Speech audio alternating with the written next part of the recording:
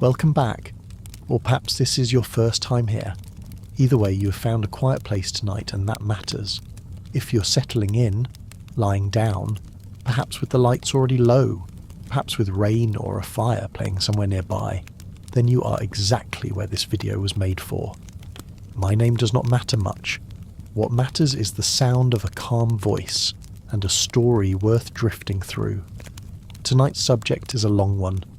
It will take us through thousands of years and dozens of civilizations.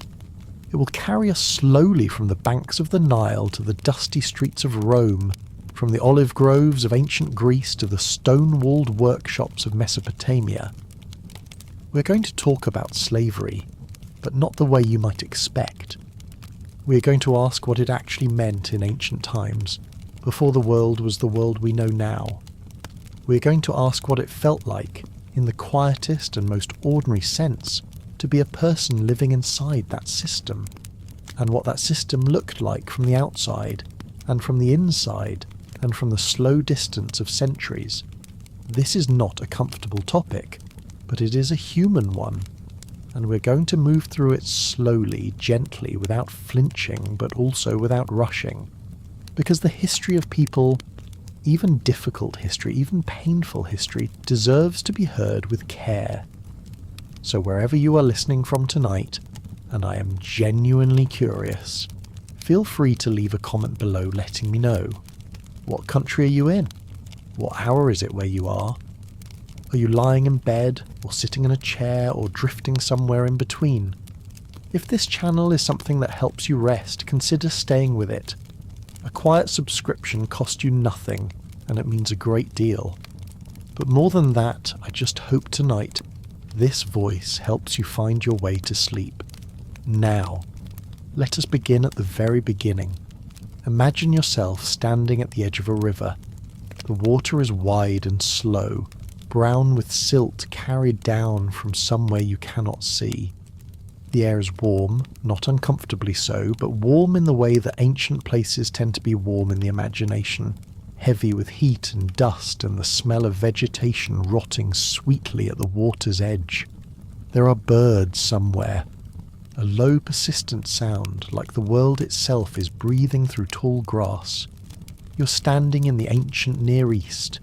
The year, if we could call it a year in any meaningful sense, is something like 4,000 years before the present moment, maybe 5,000. The calculations blur at that distance, and that blurring is itself something worth sitting with. These events happened so long ago that the very measurement of time becomes uncertain, becomes approximate, becomes almost dreamlike. And yet people were there. People exactly as complicated and as tired and as hopeful and as frightened as you are, living their days in ways that were ordinary to them, in the same way your life is ordinary to you.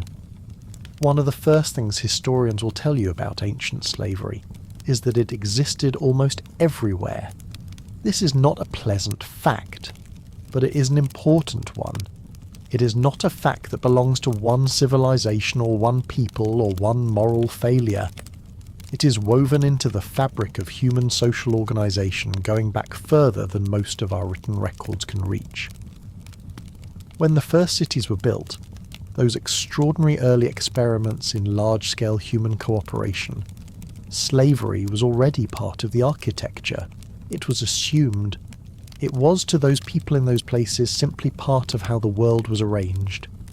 You might wonder why that is.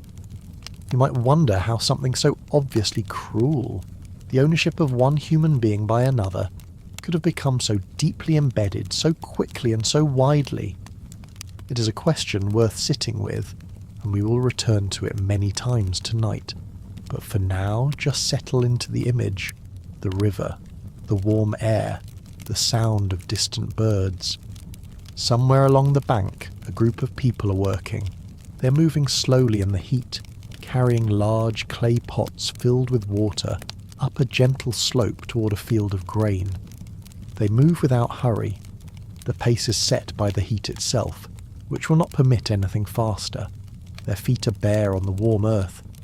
Their faces are calm in the way that faces become calm when the work is repetitive, and the mind has learned to find a kind of peace in repetition. These people may or may not be enslaved.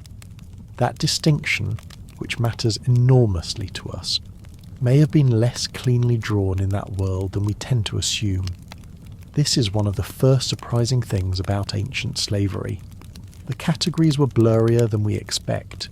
Not morally blurrier, not in the sense that suffering was somehow less real, but legally, socially, practically.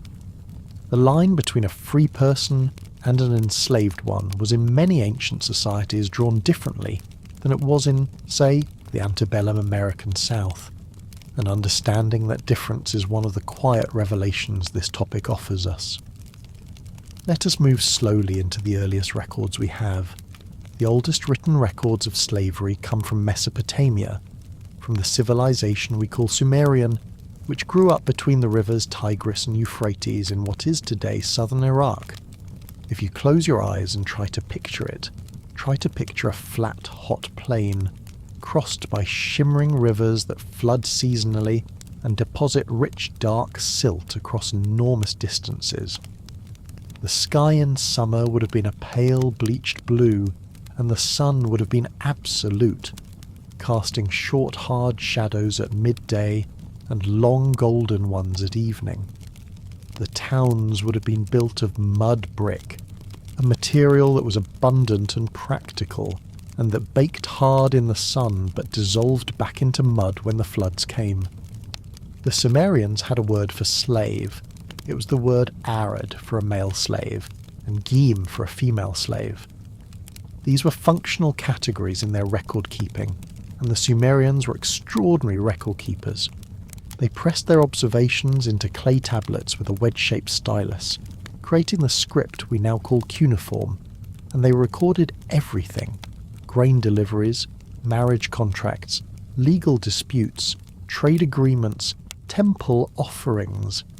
And among those records, woven in as casually as the price of barley or the dimensions of a field, were records of enslaved people. Their names, sometimes, their ages occasionally, their assigned tasks frequently, their sale prices, almost always. This casualness is itself worth pausing on. The record keepers of ancient Sumer did not flag the existence of enslaved people as remarkable.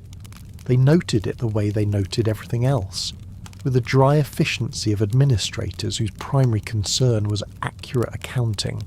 A person had been purchased, a person had been traded, a person had been assigned to a temple or a household or a workshop. The transaction was complete. The clay tablet recorded it. The world moved on. And yet within those dry records, if you read them slowly enough and with enough patience, you begin to feel the presence of actual human beings. Names appear. Sumerian names that would have been spoken aloud in voices we will never hear. Names that were given by parents or by owners, or that the person carried with them from some other place and time. A woman named Ninkala appears in a temple record assigned to weaving. A man whose name has been partially damaged appears in a field record assigned to irrigation work. These are not full lives. They are fragments. But fragments are what we have, and fragments are worth something. The legal framework of Sumerian slavery was codified in what historians believe was one of the earliest written law codes in human history, the Code of Ur-Nammu, dating to roughly 2100 BCE. And one of the immediately striking things about this code, and about later Mesopotamian legal codes, including the more famous Code of Hammurabi from around 1754 BCE, is that enslaved people had legal recognition. Not full legal personhood, not freedom, but something, a partial recognition that they were human beings with at least some rights that the law acknowledged. Under the Code of Hammurabi, for instance, an enslaved person could own property. This is a startling fact. An enslaved person in ancient Babylonia could accumulate money, could save over time, could use those savings to purchase their own freedom. This was not a common outcome. Freedom remained distant and uncertain for most. but the legal pathway existed. It was encoded in the law. A master who killed his own slave faced legal consequences. A slave who was falsely accused could bring a legal challenge. The system was not just, but it was not entirely without constraint. This stands in interesting contrast to what many people imagine when they think about ancient slavery, which is often a picture drawn from later, more extreme systems. The plantation slavery of the American South, the Caribbean, and Brazil, which was in many ways a uniquely brutal and dehumanizing institution, even by the standards of history, is often what people unconsciously picture when the word slavery appears. And placing that image onto ancient Mesopotamia is misleading. This does not mean ancient slavery was gentle. It was not. It was exploitation in its most fundamental form. The use of a person's body and labour without their meaningful consent. People were property. They could be sold, traded, inherited, leased, punished, and in some circumstances killed without the kind of legal redress available to free people. Their lives were not their own. The suffering involved was real and continuous and often severe. But the form that suffering took, and the legal and social framework surrounding it, varied enormously across time and place, and understanding those variations is one of the tasks of tonight's long, slow journey. As we continue drifting through this history, let us linger for a moment on the question of how people became enslaved in the ancient world, because this too is different from what we might assume. In the later Atlantic slave trade, the system that shaped the Americas and remains one of history's greatest crimes, the primary mechanism was race. A person's African ancestry marked them as enslavable. The category was hereditary, permanent, and racial in its logic. Once enslaved, always enslaved. Your children would be enslaved. Their children would be enslaved. The category reproduced itself biologically and legally across generations. In most ancient societies, this specific racial logic did not operate in quite the same way. Slavery in the ancient world was more often tied to misfortune than to ancestry, though hereditary slavery certainly existed and was common.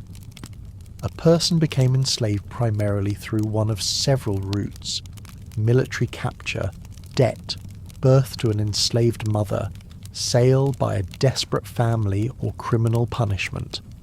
Let us take these one at a time, slowly. Military capture was probably the most common source of enslaved people throughout ancient history. When armies went to war, and armies went to war constantly, across all the civilizations we will discuss tonight, the defeated were treated as resources. Soldiers who surrendered or were captured might be killed, or they might be enslaved. Entire populations of conquered cities might be taken as slaves, marched back to the conquering civilization, and put to work. This was considered not merely acceptable but honourable, a natural right of conquest. The winner of a battle owned the defeated body and soul. Imagine what that march must have felt like. You have been living in your city, a city you were born in, a city where your family has lived for generations, a city with a specific smell and a specific light and specific sounds at specific hours of the day. And then the army came, and the walls fell, and now you are walking in a column of hundreds or thousands of others who were once your neighbours, away from everything you've ever known toward a destination you cannot picture. Your hands may or may not be bound. The soldiers around you speak a language that is not your language. The landscape is changing around you, becoming unfamiliar, becoming foreign. The world you knew is simply gone. This is worth sitting with for a moment, not in a dramatic way, just quietly, just as a human fact. The second major route into slavery was debt. In ancient societies where agriculture was the economic foundation, and where a single bad harvest could mean starvation, debt was a permanent and terrifying presence in ordinary life. A farmer who borrowed grain during a famine and could not repay might lose his land. And if the loss of land was not enough to cover the debt, he might lose his freedom.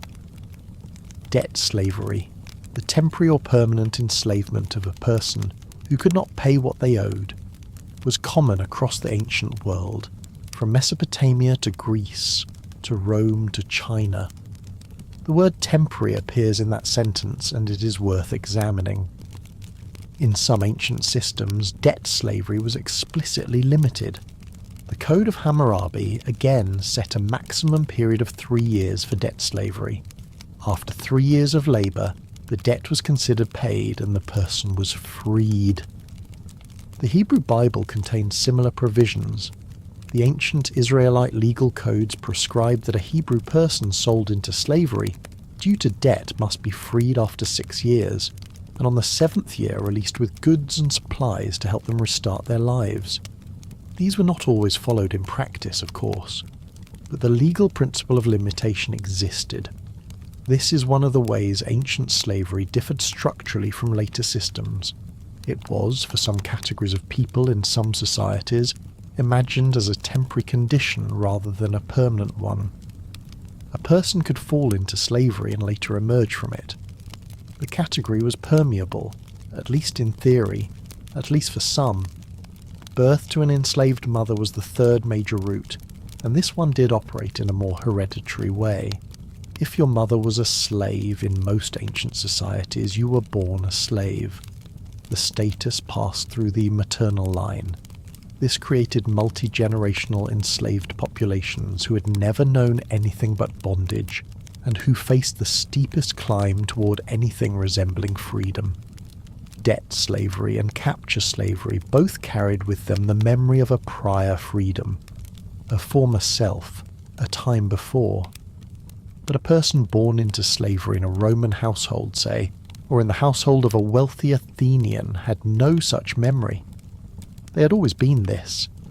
The world they were born into was the only world they knew, and yet, and this is worth noting, this didn't mean they accepted it as natural.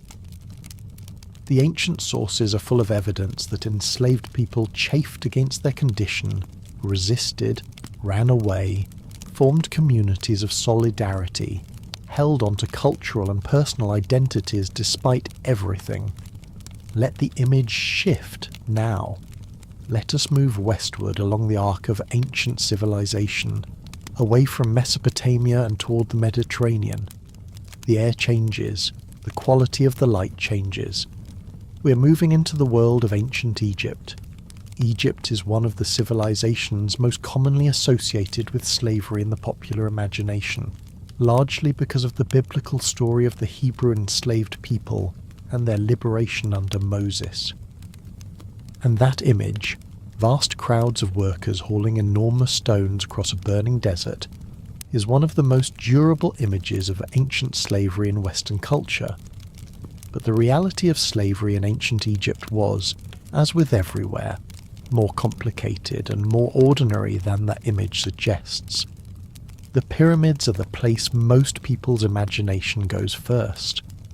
The Great Pyramid of Giza, built around 2560 BCE for the pharaoh Khufu, is one of the most extraordinary things human beings have ever constructed. It stands approximately 138 meters tall today. Originally it was taller, before centuries of wear reduced it, and it is composed of somewhere between 2.3 and 5.7 million blocks of stone, each weighing on average 2.5 tons. The logistics of its construction are staggering even to contemplate with modern minds. For a long time, the popular story was that the pyramids were built by enslaved people, by enormous gangs of forced labour driven by the whip and the threat of death. This is the image that has persisted in film and popular culture. But the archaeological evidence tells a more complicated and in some ways more interesting story. Evidence uncovered in the 1990s and 2000s near the Giza Plateau suggests that many of the pyramid workers were in fact free labourers, skilled craftsmen, engineers, and their support staff, who were paid, housed, and fed by the state. They had their own cemeteries, and the quality of their burials suggests they were respected members of society.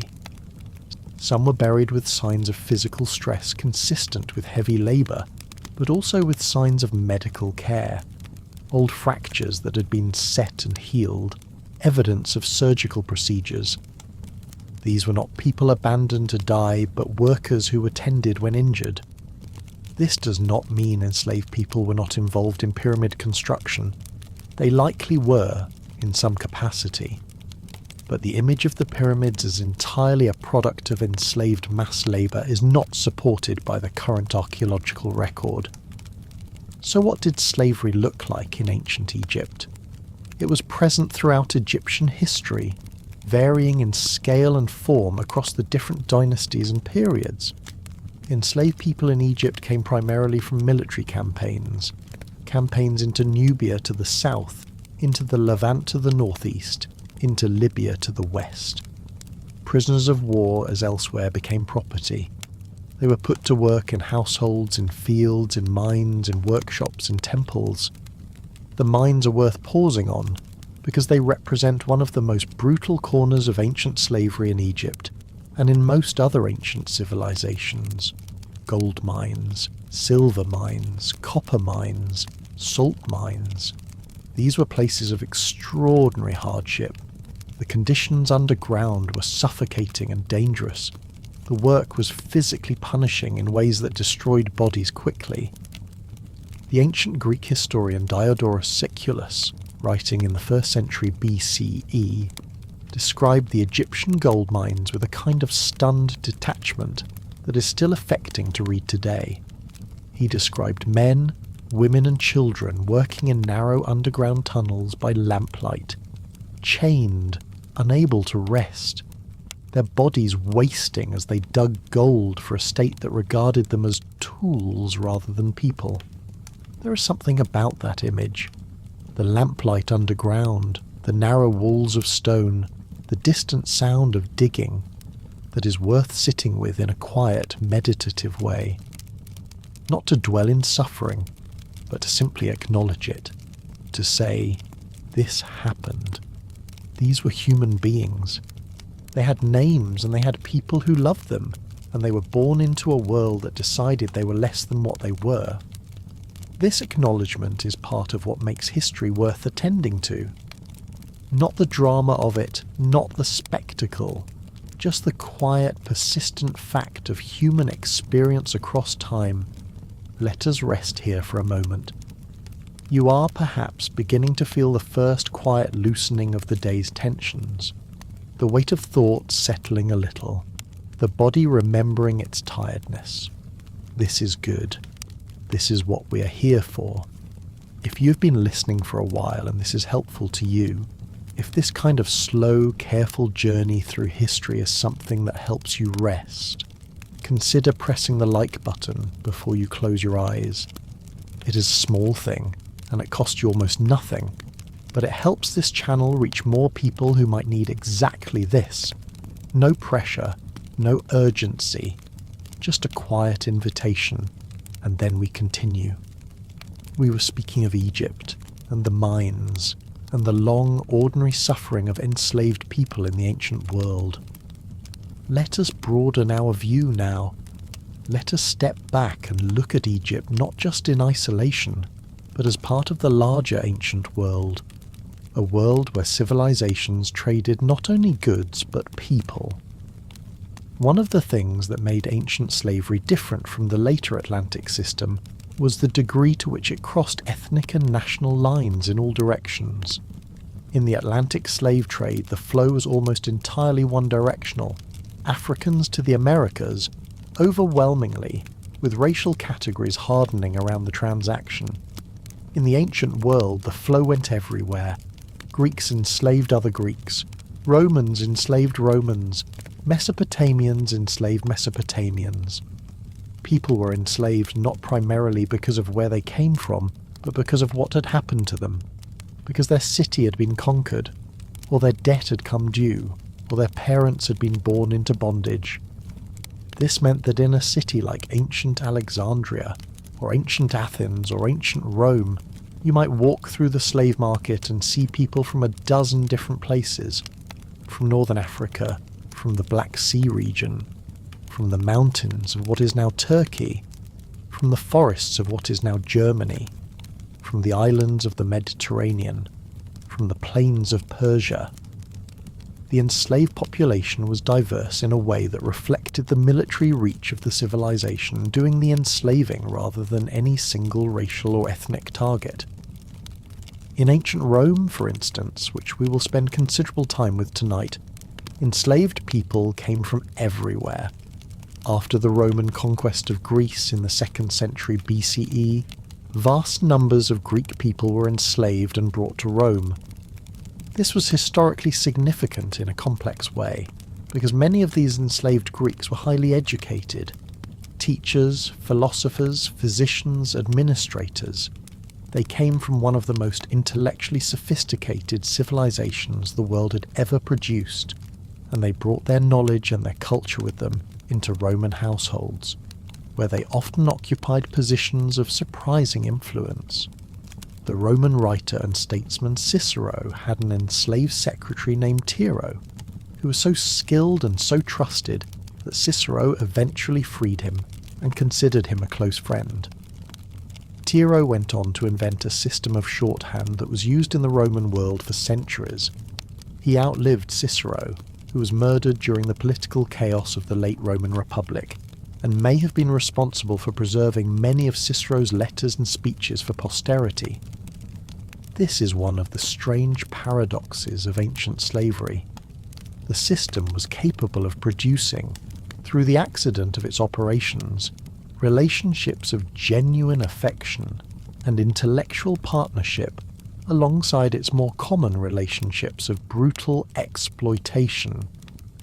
The same institution that sent men to die in mines could also, through a different set of circumstances, place an intelligent person in a wealthy household where they would be educated, trusted, eventually freed, and remembered by history.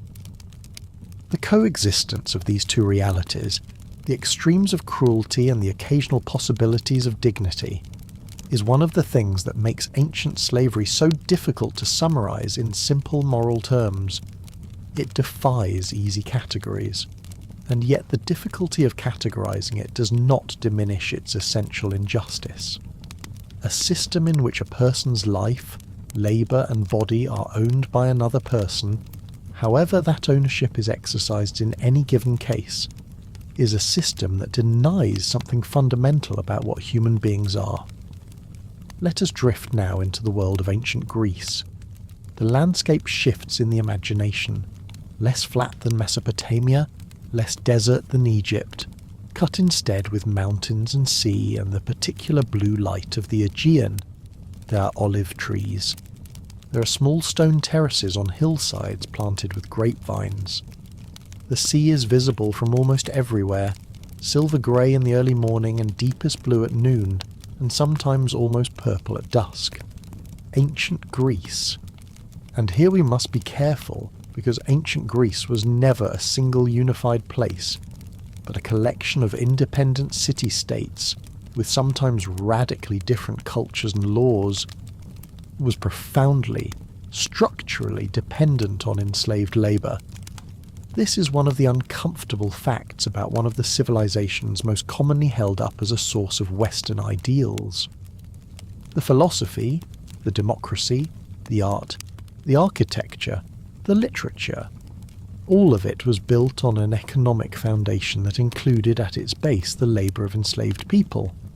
In Athens, which is where much of what we call Greek democracy developed, historians estimate that at the height of the classical period, around the 5th century BCE, the time of Pericles and Socrates and the building of the Parthenon, the enslaved population may have been roughly equal to or larger than the free population. Some estimates suggest that Athens had somewhere between 80,000 and 100,000 enslaved people in a total population of perhaps 250,000. These numbers are uncertain. Ancient census data is unreliable in ways that frustrate historians, but the scale is not in question. Enslaved labour was not marginal to the Athenian economy, it was central.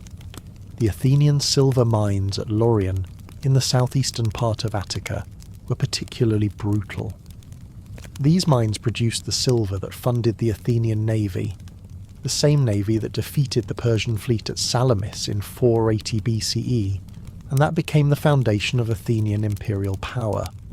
That silver was extracted by enslaved people working in underground shafts in conditions of extraordinary hardship. The shafts were narrow, sometimes only a metre high, and the miners worked by the light of small clay lamps that consumed the oxygen around them, even as they illuminated the rock. The dust was everywhere. The noise of hammering echoed in the stone. A person who worked in those mines for any length of time was unlikely to emerge with their health intact. The Athenian state leased enslaved people to private mine operators, which meant that the state itself profited directly from this particular form of brutal labour. The mine operators were often wealthy Athenian citizens, the same citizens who participated in the democracy, who debated philosophy in the agora, who watched the plays of Sophocles and Euripides in the theatre of Dionysus. The same person who sat in the theatre, watching a tragedy about the suffering of the defeated and the enslaved, might own 10 or 20 people, whose labour he was renting to a mine operator for a weekly fee.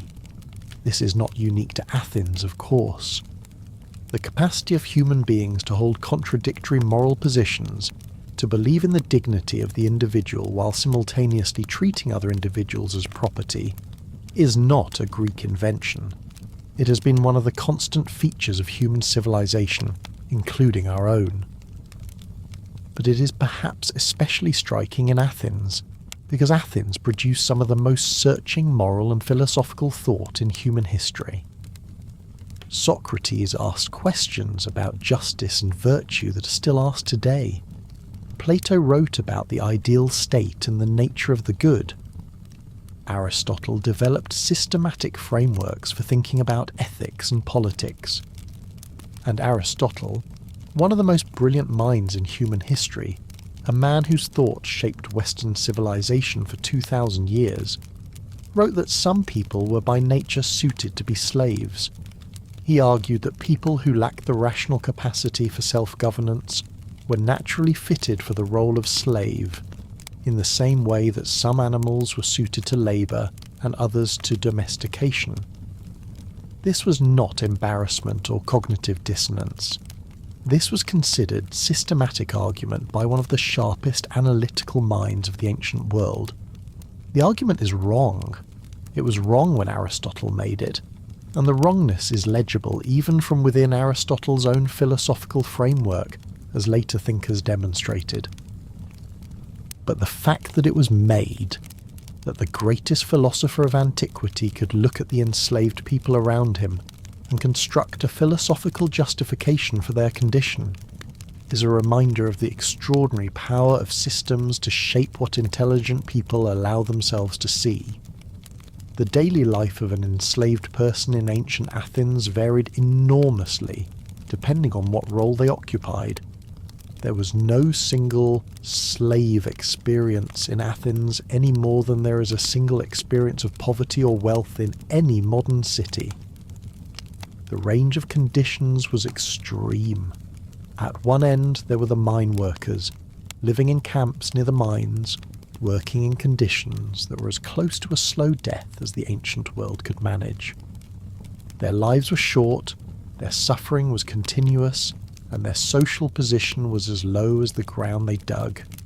At the other end, still enslaved, still the property of another person, but living in conditions of relative comfort and even intellectual stimulation, there were household slaves in wealthy Athenian families. These people cooked, cleaned, and managed the household. They tutored children. They accompanied their owners to the market, to social events, to the gymnasium. Some became trusted confidants. Some were given small allowances. Some accumulated enough money over years or decades to purchase their own freedom. The pedagogues. enslaved men assigned to accompany and supervise the children of wealthy families, occupy an interesting place in this history. The word pedagogue comes from the Greek words for child and leader, and these were enslaved people responsible for walking children to and from school, for supervising their behaviour, for teaching them manners and sometimes academic content. A child growing up in a wealthy Athenian household might spend more time in the company of their enslaved pedagogue than with their father, who was occupied with politics and business, or their mother, who was largely confined to the domestic spaces of the household. The emotional bonds that formed in these relationships were real, and they complicate the clean moral lines we might prefer. A child might genuinely love their pedagogue. The pedagogue might genuinely care for the child, and yet the fundamental relationship was one of ownership. The pedagogue's freedom was not his own. His life existed at the pleasure of the household that owned him. If the household fell on hard times, he might be sold. If a new master was unkind, there was limited recourse. Let the sound of the Mediterranean fade slowly, and let us drift now into a different landscape. We're moving north and west across the sea toward the Italian peninsula. The landscape changes around us. We're in the world of Rome now, perhaps the most thoroughly documented slave society in the ancient world, and certainly one of the most instructive. If you have ever read Roman history, even casually, even just pieces of it, you will have encountered enslaved people at every turn. They are everywhere in the Roman sources. They appear in philosophical treatises, in legal texts, in personal letters, in epic poetry, in comedies performed in open-air theatres. They work in the kitchens of wealthy households and in the fields of enormous agricultural estates. They row the galleys of the Roman fleet. They entertain crowds in the arena. They manage the financial affairs of wealthy merchants. They staff the most sophisticated bureaucratic machine the ancient world had yet produced.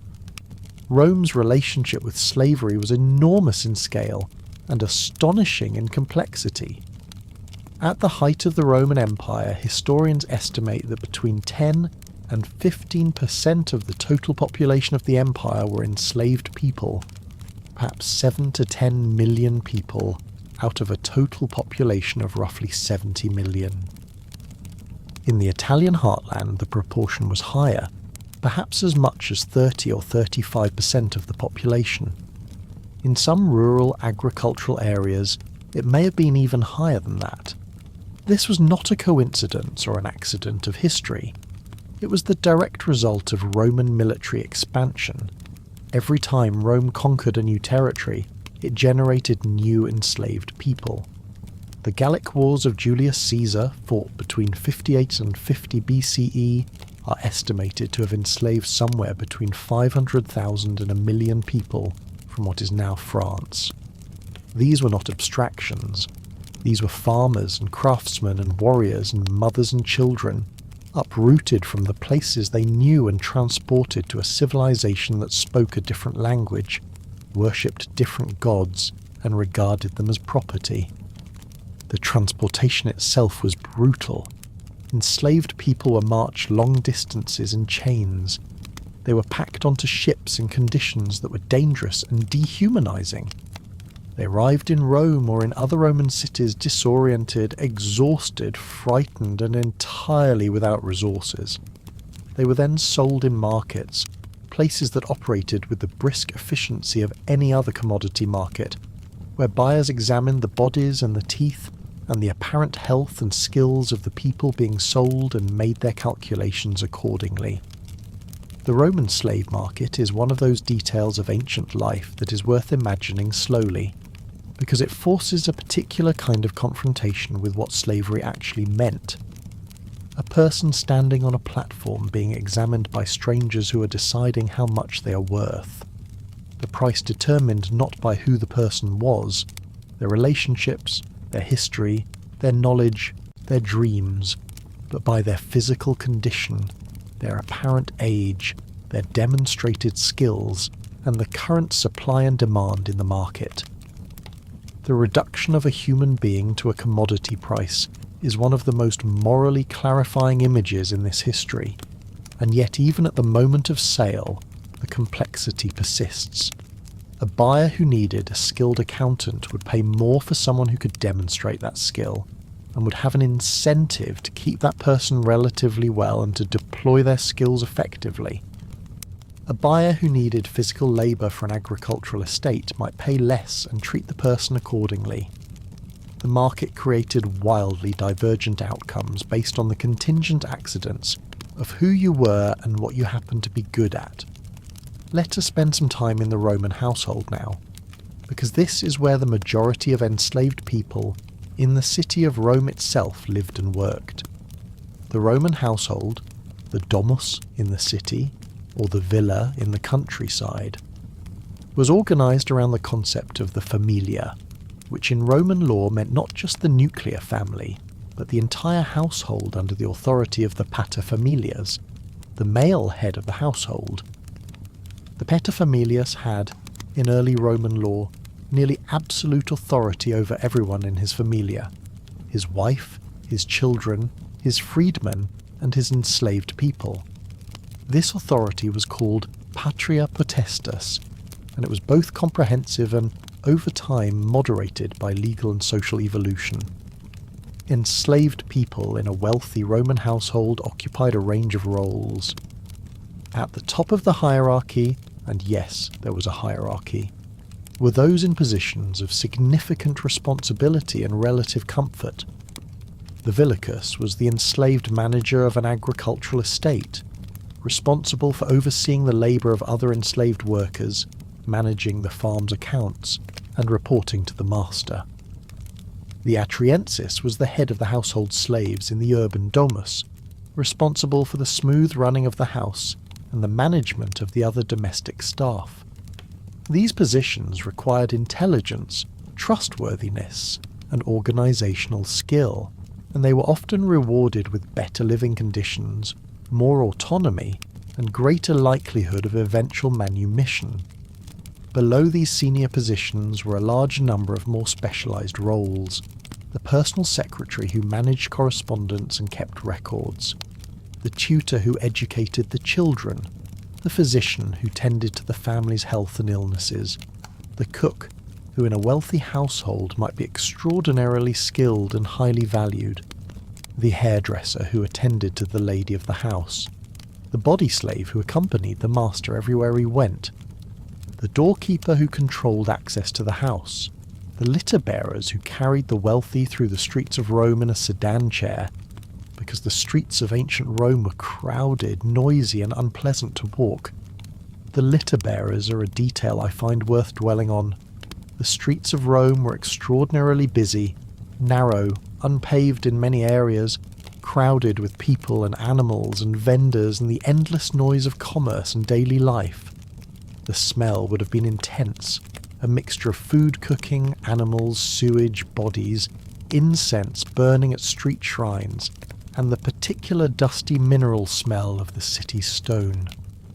Through this, wealthy Romans were carried in enclosed chairs by enslaved men who navigated the crowd, called out warnings to clear the path, and delivered their passengers smoothly from one side of the city to the other. The physical demands of this work were significant, and the social dynamics were strange. The men who did this work were in close daily proximity to their owners. They heard conversations, observed private moments, participated in the public display of wealth and status that was so important to Roman social life. They were, in a sense, both invisible and essential, part of the furniture of aristocratic life, noticed only when they failed to be smooth and efficient. As we continue drifting through Roman slavery, let us think about a particular aspect that often surprises people: the possibility, for some, of freedom. Roman law included a concept called manumission, the formal freeing of an enslaved person by their owner. This was not rare, it was in fact surprisingly common. Roman masters freed enslaved people for a variety of reasons.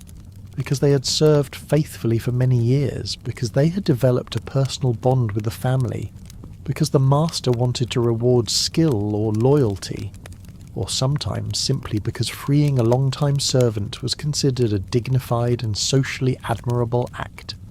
The freed slave, the libertus or liberta, occupied an interesting and complex position in Roman society. They were free, but they were not entirely free. Roman law created a category of obligation between freed people and their former masters. The patronus, the former owner, retained certain legal rights over the libertus, including the right to a share of their estate if they died without heirs, and the expectation of continued service and respect. The relationship was meant to transition from ownership to something resembling a patronage relationship, unequal but mutual. The children of freed slaves, however, were born fully free Roman citizens. This is a remarkable aspect of the Roman system. A person who'd been enslaved could, if they lived long enough and were fortunate enough to be freed, produce children who were citizens of Rome with all the rights that implied. The son of a freedman could own property, could vote in Roman assemblies, could enter contracts, could pursue a trade or a profession, could over generations rise in Roman society. This created a significant and socially mobile freed population in Rome. By the late Republic and early Empire, many of the most successful merchants, craftsmen and administrators in Rome were either freedmen themselves or the children and grandchildren of freedmen. The Emperor Claudius, who ruled in the mid-1st century CE, was known for relying heavily on his freedmen as imperial administrators, men like Narcissus and Pallas, who wielded extraordinary political influence to the outrage of the old Roman aristocracy. This is another of the paradoxes. The system that reduced people to property could also, through the mechanism of manumission, produce people of remarkable capability and influence, not because slavery was kind, but because human beings are extraordinary, and given any pathway toward expression, they tend to take it. Let the night settle a little further round you. You may be feeling the familiar weight of drowsiness now, that slow, comfortable heaviness that comes when the mind begins to release its grip on the day's concerns and allow itself to drift. This is the right direction. Let the voice carry you along, through these ancient streets, these ancient places, these lives so distant from your own. We have been moving through the ancient world for some time now, from Mesopotamia to Egypt to Greece to Rome. Let us rest in Rome for a little longer, because it rewards close attention and because it left us so many details to work with. Imagine a Roman household in the early morning. It might be the household of a moderately wealthy citizen, not among the truly rich, but comfortable, with perhaps 15 or 20 enslaved people serving a family of 4 or 5. The domus is quiet at this hour. The street outside is already beginning to fill with the sounds of the city waking up. The creak of cart wheels. Carts were only permitted to enter the city at night to reduce daytime congestion, so the early morning was when they moved. The calls of vendors, the occasional barking of dogs. Inside, the household is stirring before the family's awake. The kitchen slaves have been up since before dawn, building the fire in the small raised hearth where the day's cooking will happen. The smell of wood smoke and grain is already in the air. The ostiarius, the doorkeeper, is at his post by the front door ready for the morning's business. The atrensis is making his rounds, checking that everything is in order. The master wakes and is attended to by his body slave, who helps him wash and dress. The process of dressing a Roman of any means was not a simple matter. The toga, the distinctive draped garment of Roman male citizens, required a specific and somewhat complex process of arrangement that was difficult to accomplish alone. The slave who helped with this task needed to know exactly how to fold and drape the wool in the correct way, how to secure it properly so it would not fall during the day's activities, how to present his master appropriately for whatever that day's engagements might be.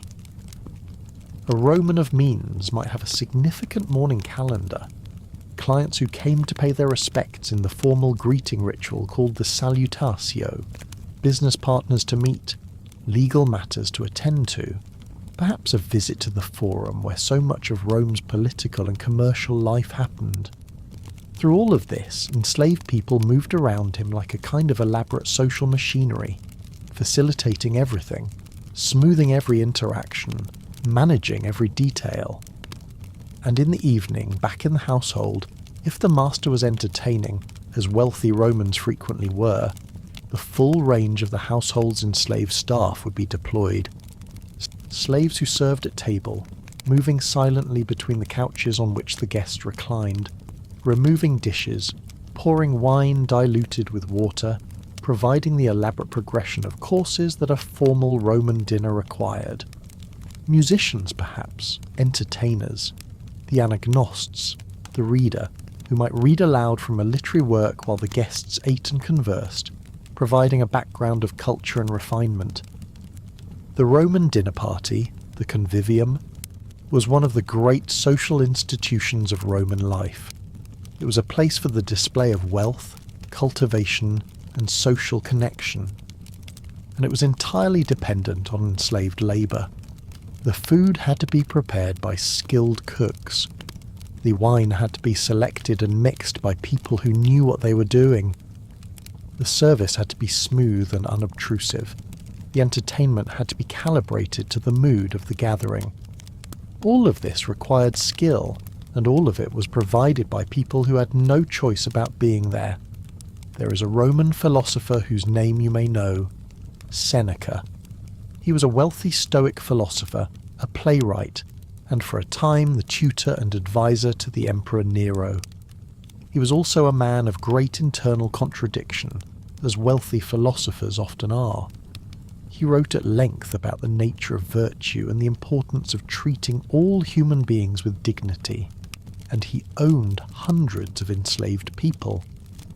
Seneca's letters are among the most interesting documents in Roman history precisely because of how he wrestles, incompletely, imperfectly, but genuinely, with the moral questions raised by slavery.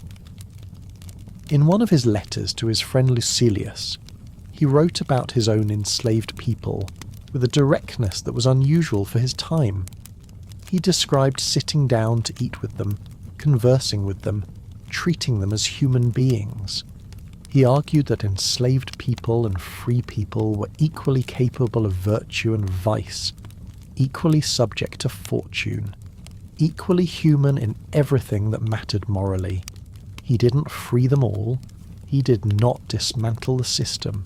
He continued to benefit from their labour while advocating in his letters for their humane treatment.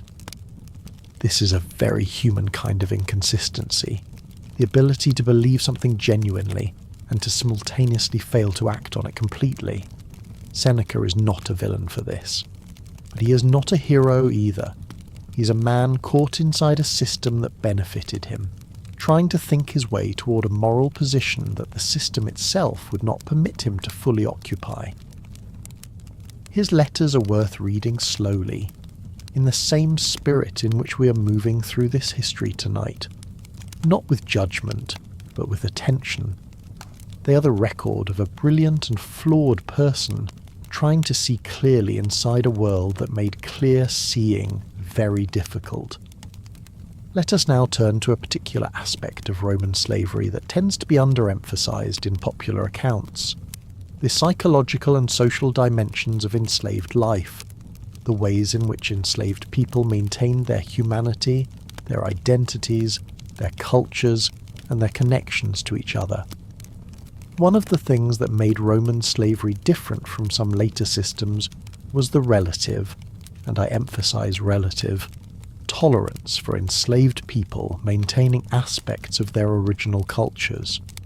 An enslaved person brought from Greece might continue to speak Greek, might continue to observe Greek religious practices, might teach Greek language and literature to the children of the household.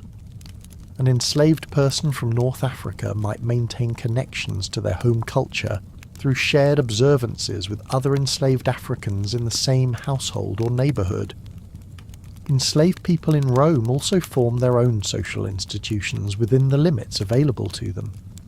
The collegia, voluntary associations that were common in Roman society, sometimes included enslaved members alongside free people.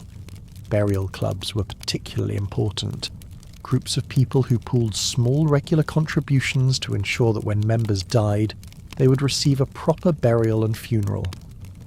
For enslaved people, who often had no family to arrange such things and whose bodies might otherwise be disposed of without ceremony, these clubs provided something essential: the assurance that your death would be acknowledged, that you would not simply vanish without a mark. There is something deeply human in this detail that I want to linger on for a moment. People who had been stripped of so much, of their freedom, their autonomy, often their families, their homelands, their original names, organised themselves to ensure that they would be mourned, that the minimum dignity of acknowledgement would be available to them at the end. This is not resignation. This is resilience. This is people insisting, within the narrow space available to them, on the importance of their own existence. Religious life provided another form of community and continuity for enslaved people.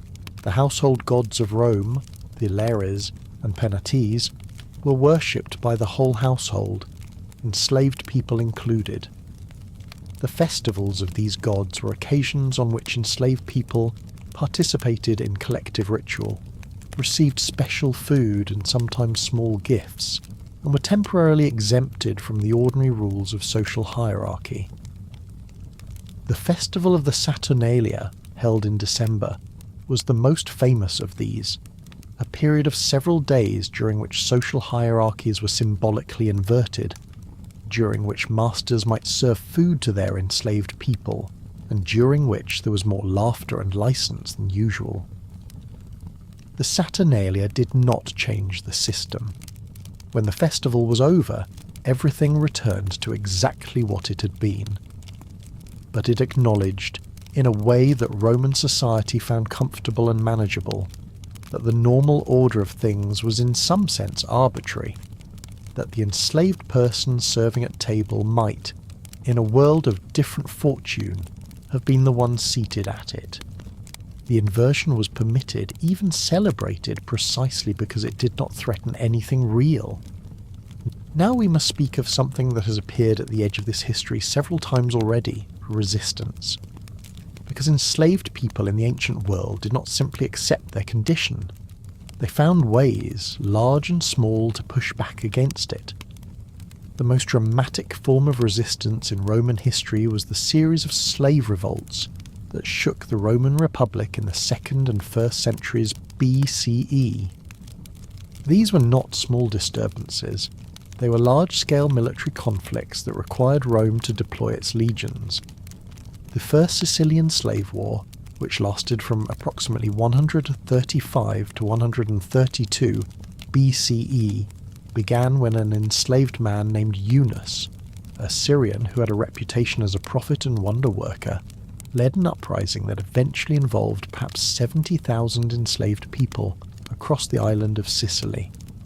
They established a government, proclaimed Eunice as king, and held significant territory against Roman forces for several years before finally being suppressed. Eunice himself was captured and died in custody. The Second Sicilian Slave War followed about 30 years later, and then, most famously, came the revolt of Spartacus, the Third Servile War, beginning in 73 BCE. Spartacus was a Thracian from the region that is today Bulgaria, who had been enslaved and trained as a gladiator at a school in Capua in southern Italy. He and approximately 70 other gladiators escaped from the school and took refuge on the slopes of Mount Vesuvius. From this initial small group, the revolt grew with astonishing speed. Thousands of enslaved people from the farms and estates of southern Italy joined them. Eventually, Spartacus was leading an army of perhaps 70,000 to 120,000 people, a force large enough to defeat multiple Roman armies in the field. The revolt lasted approximately 2 years. During that time, Spartacus and his forces moved up and down the Italian peninsula, winning battles against Rome and evading the attempts to surround and destroy them. The question of what Spartacus actually wanted, what the goal of the revolt was, has been debated by historians ever since. Did he want to march out of Italy and allow his followers to return to their homelands? Did he want to overturn the Roman social order? Did he have a coherent political vision? Or was the revolt held together primarily by the immediate shared desire for freedom? We do not know, because Spartacus left no writings, and the only accounts we have come from Roman sources who were, understandably, not inclined to portray him sympathetically, or to understand his perspective on its own terms. What we know is that in 71 BCE, the Roman general Marcus Licinius Crassus finally cornered Spartacus's forces in the southern tip of Italy and defeated them in a series of battles. Spartacus was killed in battle. His body was never identified, which has added to his mythological afterlife. The 6,000 survivors of his army were crucified along the Appian Way, the great road leading into Rome, one cross every 30 metres for approximately 200 kilometres. Crucifixion was specifically chosen for its visibility and its duration. It was meant to be watched. It was meant to be a message that could be read by anyone travelling the road into Rome.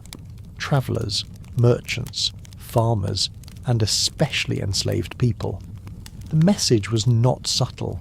This is what happens. And yet the revolt of Spartacus was itself a message, and Rome knew it. The fact that an enslaved gladiator could raise an army large enough to challenge the Roman state for 2 years was not something Rome could entirely rationalise away. It demonstrated, in the most visceral possible way, that the foundation on which Roman prosperity rested was not entirely stable, that the enormous population of enslaved people, given the right circumstances and the right leader, could become an existential threat. Let the image of that road slowly recede. Let the long line of crosses fade into the distance, into the past, into history. Let the mind release it and drift forward, through time, into other places. Because we have been in Rome for some time now, and there are other worlds to visit. The ancient world was large and various, and slavery took different forms in different places. Let us now turn toward the east, not to Mesopotamia, which we have already visited, but further east still to the ancient civilizations of China and India, where the institution of slavery was present but organized around different principles and practices. Ancient China, across its long dynastic history, had slavery, but the nature and scale of that slavery changed dramatically across different periods and dynasties. In the earliest periods of Chinese history during the Shang dynasty, roughly 1600 to 1046 BCE, enslaved people appear in the archaeological record in a particularly stark way, as human sacrifices in royal burials. When a Shang king died, his tomb might be accompanied by the sacrifice of hundreds of people, servants, soldiers, concubines, who were killed and buried with him so that they might serve him in the afterlife. These sacrifices included people who had been enslaved specifically for this purpose, as well as prisoners of war.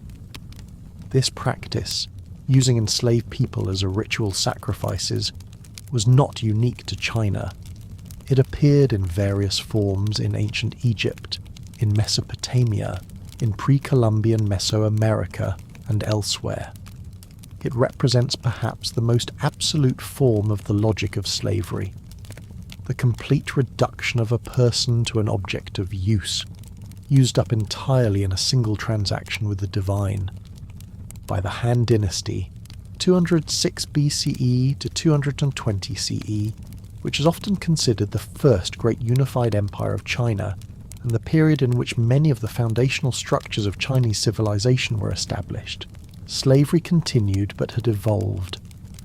Enslaved people in Han China came primarily from military campaigns and from criminal punishment. The state used enslaved labour extensively in government workshops, in mining, in construction, in agriculture on state-owned lands. Private households also maintained enslaved people, and in wealthy households, the number could be considerable. One interesting aspect of slavery in Han China was the legal distinction between state slaves and private slaves.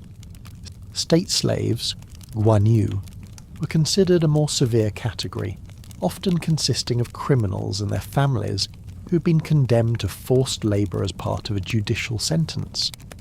Private slavery, sinu, was somewhat differently regarded, and the legal protections, such as they were, differed between the two categories. The treatment of enslaved people in Han law was not entirely without humanity. Various Han emperors issued edicts limiting the ability of owners to harm their enslaved people, and in some cases decreeing the freeing of specific categories of enslaved people. The Emperor Wang Mang, who briefly interrupted the Han dynasty with his own short-lived dynasty, 923 CE, actually attempted to abolish private slavery entirely, a reform that was almost immediately reversed after his overthrow, but that indicates that the question of slavery's legitimacy was at least present in the discourse of that time and place. Ancient India presents yet another variation. The Indian subcontinent in ancient and early medieval times had a system of social stratification, the caste system, that was in some respects parallel to slavery and in some respects quite different from it. The category of dasa in ancient Sanskrit texts is usually translated as slave, but its meaning was complex and evolved over time. In the earliest Vedic texts, dasa sometimes referred to an enemy people or to conquered peoples. The category carried overtones of the foreign and the defeated. Over time it came to mean something closer to what we would call a slave in the sense of a person in permanent service to another. At the bottom of the caste system, below even the four recognised varnas, were people classified as untouchables, or avarna, people whose position in the social hierarchy was so low that they were considered ritually polluting. Their lives were often materially similar to those of enslaved people in other civilizations, though the legal and philosophical framework justifying their condition was different. Rather than ownership, what defined their position was a kind of cosmic pollution, a hereditary spiritual status that assigned them the most degraded labour and excluded them from the spaces, the water sources, and the social interactions of higher caste people. The distinction matters because it illustrates how broadly the same essential social function, the extraction of the hardest and most degraded labour from a fixed population with no political power, could be accomplished through different ideological frameworks. In Rome, it was ownership. In India's caste system, it was spiritual pollution. In later Western systems, it would be race. The mechanism varied. The result, a class of people whose lives were diminished in service of others, was consistent. Let us now return for a moment to a question we set aside early in this journey. Why? Why did slavery appear so consistently across such different civilizations in such different times and places? Why was this particular solution to the need for labour so persistent and so universal? The answer is uncomfortable, but it is worth looking at clearly. Slavery was economically rational within the limits of pre-industrial production. Before machines could do the heavy, repetitive, dangerous work of agriculture and mining and construction, that work had to be done by human bodies, and the cheapest way to secure a large, reliable supply of human bodies for that work was coercion, was owning those bodies outright rather than having to persuade free people to do work they would not choose to do. Free labourers could leave, They could demand payment. They could organize. They could refuse dangerous conditions. Enslaved people could do none of these things, or rather, the penalties for trying were severe enough that the effective supply of coerced labour was more predictable and cheaper than free labour would have been. This economic logic was not invisible to ancient thinkers. The Roman writer Columella, who wrote a treatise on Roman agriculture in the 1st century CE, discusses the relative merits of using enslaved labour versus hiring free workers with a practicality that is somewhat startling. He considers the costs, the productivity, the reliability, the management challenges. He's not troubled by the moral dimension of what he is discussing. It is simply a question of farm management. The economic logic of slavery was so powerful in the ancient world and in later periods that it resisted moral challenge for millennia. Even when individual thinkers, Seneca, certain Stoic philosophers, certain biblical writers, certain Buddhist teachers, articulated principles that implied the equality and dignity of all human beings, those principles rarely translated into political action against the institution. The system was too useful, too deeply embedded, too thoroughly integrated into the economic fabric of the civilizations that practiced it. It took the Industrial Revolution, the replacement of human muscle power by machines, to begin creating the economic conditions under which slavery became not just morally objectionable, but economically unnecessary. The abolition of slavery in the Western world came not primarily from the victory of moral argument, though moral argument was essential, but from the convergence of moral argument with economic transformation. When it was no longer economically rational to own people, suddenly the moral arguments against doing so became irresistible. This is a somewhat deflating observation. We might prefer to believe that human civilization progressed toward the abolition of slavery because good people made good moral arguments and those arguments prevailed. And that is partly true, but it is not the whole truth. The whole truth is more complicated and more sobering. We've been drifting through a great deal of history now. Perhaps you've been listening for an hour, perhaps more. Your body is likely becoming heavier, your thoughts slower, your awareness of the room around you less precise than it was at the beginning. This is the right direction. If this channel has become a part of your sleep routine, if this kind of slow historical narration is something you return to, a comment or a subscription helps more than you might think. It costs you nothing, and it helps this work continue. But more than that, it's simply a small connection between someone making something and someone receiving it. And there is something worth acknowledging in that small connection, even at this hour, even as you drift. Let us continue. We have spoken of resistance, of large-scale revolts like that of Spartacus. But most resistance was not like that. Most resistance was quiet, daily and personal, and it is worth spending time on this, because it is in the smaller forms of resistance that we see most clearly the inextinguishable persistence of human dignity under the most extreme pressure. Enslaved people ran away. This was perhaps the most common form of individual resistance across all ancient slave societies. Running away was dangerous. You could be caught. You could be punished severely. You could be branded or have a collar locked around your neck to identify you as a runaway. Roman law provided a legal framework for the return of runaway slaves, and there were professionals, slave catchers, who made their living hunting down and returning people who had escaped. But people ran anyway. The evidence for this is everywhere in the ancient sources, in legal texts, in personal letters, in the small genre of advertisements for runaway enslaved people that have survived in Greek papyri from Roman Egypt. These advertisements are among the most humanizing documents in ancient history. precisely because they describe specific individuals in some detail. A description of the person's appearance, height, build, skin colour, hair, any distinguishing marks, their apparent age, their skills, their last known location, the reward offered for their return. Reading these advertisements closely, you begin to see individuals rather than categories. A man described as having a slight squint in his left eye and a scar on his right forearm. A woman described as skilled in weaving, speaking with a slight accent from the Eastern Mediterranean. A young man described as appearing younger than his actual age, having been bought recently from a dealer who obtained him from a military campaign in Syria.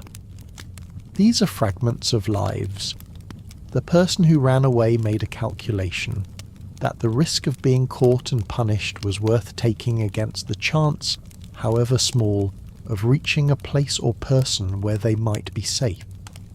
That calculation required courage of a kind that is hard to fully imagine from the outside. There were also more subtle forms of resistance, working slowly, pretending not to understand instructions, damaging tools accidentally, stealing small amounts of food or other goods. These forms of passive resistance appear in the ancient sources as complaints by owners and overseers, evidence that enslaved people consistently found ways to express their non-consent, to refuse, however partially, the complete surrender of their will that the system demanded. Seneca, in one of his letters, mentions that when enslaved people gossip together or whisper among themselves, it unsettles their owners. There is anxiety in that observation, an awareness that the enslaved people of the household are not simply furniture, but people with inner lives, conversations, assessments of the people around them, judgments that the masters are not privy to. The private world of enslaved people, their conversations, their opinions, their humour, their grief, was one of the spaces that no amount of legal ownership could fully colonize. Let us now turn to a specific detail of ancient slavery that often surprises people: the treatment of enslaved children and the phenomenon of child slaves. Children could be enslaved in the ancient world in several ways. They could be born to an enslaved mother. They could be captured along with their parents in a military conquest. They could be abandoned, left to die by parents who could not care for them, and then picked up and raised with the explicit intention of enslaving them when they were old enough to work. This last practice, which strikes us as particularly horrifying, was legal and relatively common in the ancient world. In Rome, as in ancient Greece, the practice of infant exposure, leaving unwanted infants at a designated place to be taken by whoever wanted them, was not illegal. Families abandoned infants for many reasons: poverty, the birth of a child with a disability, the birth of too many children of the same sex. Daughters were particularly likely to be abandoned in societies with strong patrilineal inheritance customs, or simply the inability to support another mouth. These exposed infants were frequently picked up by people who intended to raise them as enslaved workers, an investment in future labour that required only the cost of keeping a child alive through childhood. The practice is documented in Roman legal texts, which debated the status of such children. Were they legally the property of the person who found and raised them? If a parent later returned to claim their abandoned child, what were their rights? These debates generated extensive legal commentary, which is itself evidence of how common the practice was. The children raised in this way grew up entirely within the household that had taken them in. They might have relatively close relationships with the children of the house, growing up together in the same physical space. They might be treated with something resembling parental affection by the people who raised them, but they were still property. When they were old enough to work, they worked. When they were old enough to be sold, they could be sold. The emotional complexity of this is considerable. A child who had known no other family, who had been raised by the household that owned them, might have genuine affection for that household, and that affection was in some respects a feature of the system rather than an accident, because an emotionally bonded enslaved person was more predictable and more reliably loyal than one who had been recently captured and had clear memories of a different life. Let us think about enslaved women in the ancient world specifically, because their experience deserves particular attention. Enslaved women in virtually every ancient slave society faced the double vulnerability of their enslaved status and their sex. The sexual exploitation of enslaved women was widespread, normalized, and largely legal. In Roman law, a male master had unlimited sexual access to all enslaved people in his household, male and female. There was no concept of consent as applied to enslaved people in this context. The violence was not invisible exactly, Roman writers acknowledge it, but it was treated as an unremarkable feature of the system, rather than as a wrong. The children born of these relationships had a complex status. In Roman law, the children of an enslaved woman were enslaved regardless of the status of the father. So a child born to an enslaved woman by her master was legally enslaved and was the property of the master, who was, in biological fact, also the father. This created relationships of extraordinary moral complexity within Roman households, relationships that might involve genuine affection, alongside complete legal subordination. Some Roman masters freed their enslaved children by their enslaved women. Some treated these children with special favoritism within the household. Others sold them without particular scruple. The variability was extreme, and the only consistent principle was the master's absolute authority to make whichever choice he preferred. For enslaved women themselves, the lack of control over their own bodies was perhaps the most visceral aspect of their condition. The inability to refuse, to protect oneself, to determine the fate of one's own children. These were not abstract deprivations, but daily, lived realities. And yet here too the complexity of human experience persists. We find evidence in ancient sources of enslaved women who used the relationships forced upon them to gain influence, to secure better conditions for themselves and their children, to eventually achieve manumission. This is not a story of triumph. It is a story of people making the best of conditions they did not choose and could not fully resist. But it is evidence, again, of the extraordinary resourcefulness of human beings under pressure. There is a particular class of enslaved people in the ancient world that deserves its own discussion. The educated slave, the intellectual slave, the person whose skills were not physical but mental. We touched on this earlier in discussing the Greek educators brought to Rome, but the category was much broader than that. In Rome especially, the concentration of intellectually sophisticated enslaved people was extraordinary.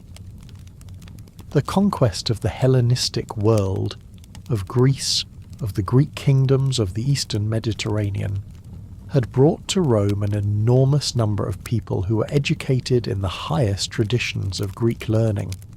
Philosophers, physicians, rhetoricians, mathematicians, astronomers, architects, sculptors, poets. These people were sometimes treated very differently from other enslaved people. A physician who could effectively treat illness was enormously valuable, not just financially but in the most personal sense, because illness was a constant threat and good medical care could mean the difference between life and death. A wealthy Roman household that owned an effective physician might treat that person with considerable care, with better food, better quarters, more autonomy than other enslaved people in the household, not out of moral principle, but out of practical self-interest. The physician Galen, one of the greatest medical figures in ancient history, was born free in the 2nd century CE and served as physician to the Emperor Marcus Aurelius. But he wrote extensively about other physicians who had been enslaved and whose medical knowledge was derived from the Greek tradition that their owners had found valuable enough to cultivate and deploy. The philosopher Epictetus is perhaps the most famous example of an intellectually extraordinary enslaved person in Roman history. Born into slavery, the details of his origin are uncertain, he was owned in Rome and later by a man named Epaphroditus, who was himself a freedman and secretary to the Emperor Nero. Epictetus was permitted to attend lectures by the Stoic philosopher Musonius Rufus and developed his own philosophical thought, which was eventually written down by his student Arrian. Epictetus's philosophy is, in some ways, a response shaped by the specific conditions of his enslavement. His central teaching was that there are things in our control and things not in our control, and that the only path to genuine freedom and peace lay in focusing entirely on the former and releasing the latter. The body, external circumstances, other people's opinions, these are not in our control. Our own judgments, our own responses, our own will, these are. You can hear in this philosophy the logic of a person who has been forced to find freedom in the only place it could not be taken from him. His body was owned. His circumstances were determined by others. The one space that remained his own was the quality of his inner response to everything that happened to him. He built a philosophy in that space, and that philosophy has been one of the most influential in Western history. The Roman Emperor Marcus Aurelius, one of the most powerful men in the world, read Epictetus and built his own philosophical practice on his foundation. The night is deepening now. We have travelled a long way together, from the riverbanks of ancient Mesopotamia, through the mines of Egypt and Greece, through the slave markets and households of Rome, through the dynastic courts of China, through the philosophical writings of people who owned other people. We have tried to look at all of it clearly, without flinching and without rushing. Let us now slow down further. Let us move into the deep, quiet zone of daily life. The unremarkable routines, the small textures, the ordinary days that made up most of ancient life, enslaved or free. Because most of history is ordinary. Most of history is not battles and revolts and philosophical treatises. Most of history is the smell of bread baking in the early morning, the sound of a broom on a stone floor, the feeling of wool between your fingers as you spin, the sound of someone else's children playing in the next room, the specific quality of afternoon light through a small window. For an enslaved person in a Roman household, an ordinary day began before dawn. There was a particular quality to that pre-dawn hour in an ancient city. The darkness was complete in a way that electric light has made almost impossible for modern people to imagine, broken only by the small flames of oil lamps and the reflected glow of fires. The air would be cool, often even in the warm months, because stone holds the night chill. There might be sounds from the street already, the cart traffic, the first vendors setting up in the nearby market. The enslaved people who prepared food began their work first. The Roman kitchen was a particular kind of space, built around a raised stone hearth where the fire burned, equipped with ceramic pots and iron implements and small clay vessels for oil and vinegar, and the fish sauce called garum that Romans used the way we might use salt, as a universal seasoning applied to almost everything. The cook would know exactly how the master and mistress preferred their morning meal, how much oil to use, which spices to include, how the bread should be prepared. If we could stand in that kitchen for a moment, just stand quietly in the corner, out of the way, and watch, we would see a person at work in a way that is utterly familiar. The repetitive motions of food preparation, the small adjustments and decisions made quickly and without particular thought, the economy of movement that comes from doing the same tasks in the same space for years, the particular satisfaction, which is available even under terrible conditions, of doing something well. These are not small things. The texture of daily life, the satisfaction of competence, the small pleasures of routine, the human need for some predictable order in the day, persisted even in enslavement, not because the system was not cruel, not because the conditions were acceptable, but because human beings carry their humanity into every circumstance, because the capacity for small pleasures and small satisfactions is not something that can be entirely extinguished by external conditions. Think about the sound of the city outside. Rome in the imperial period was a city of perhaps 1 million people, an extraordinary concentration of humanity that the ancient world had never seen before and would not see again for more than 1,000 years. The noise would have been constant and varied.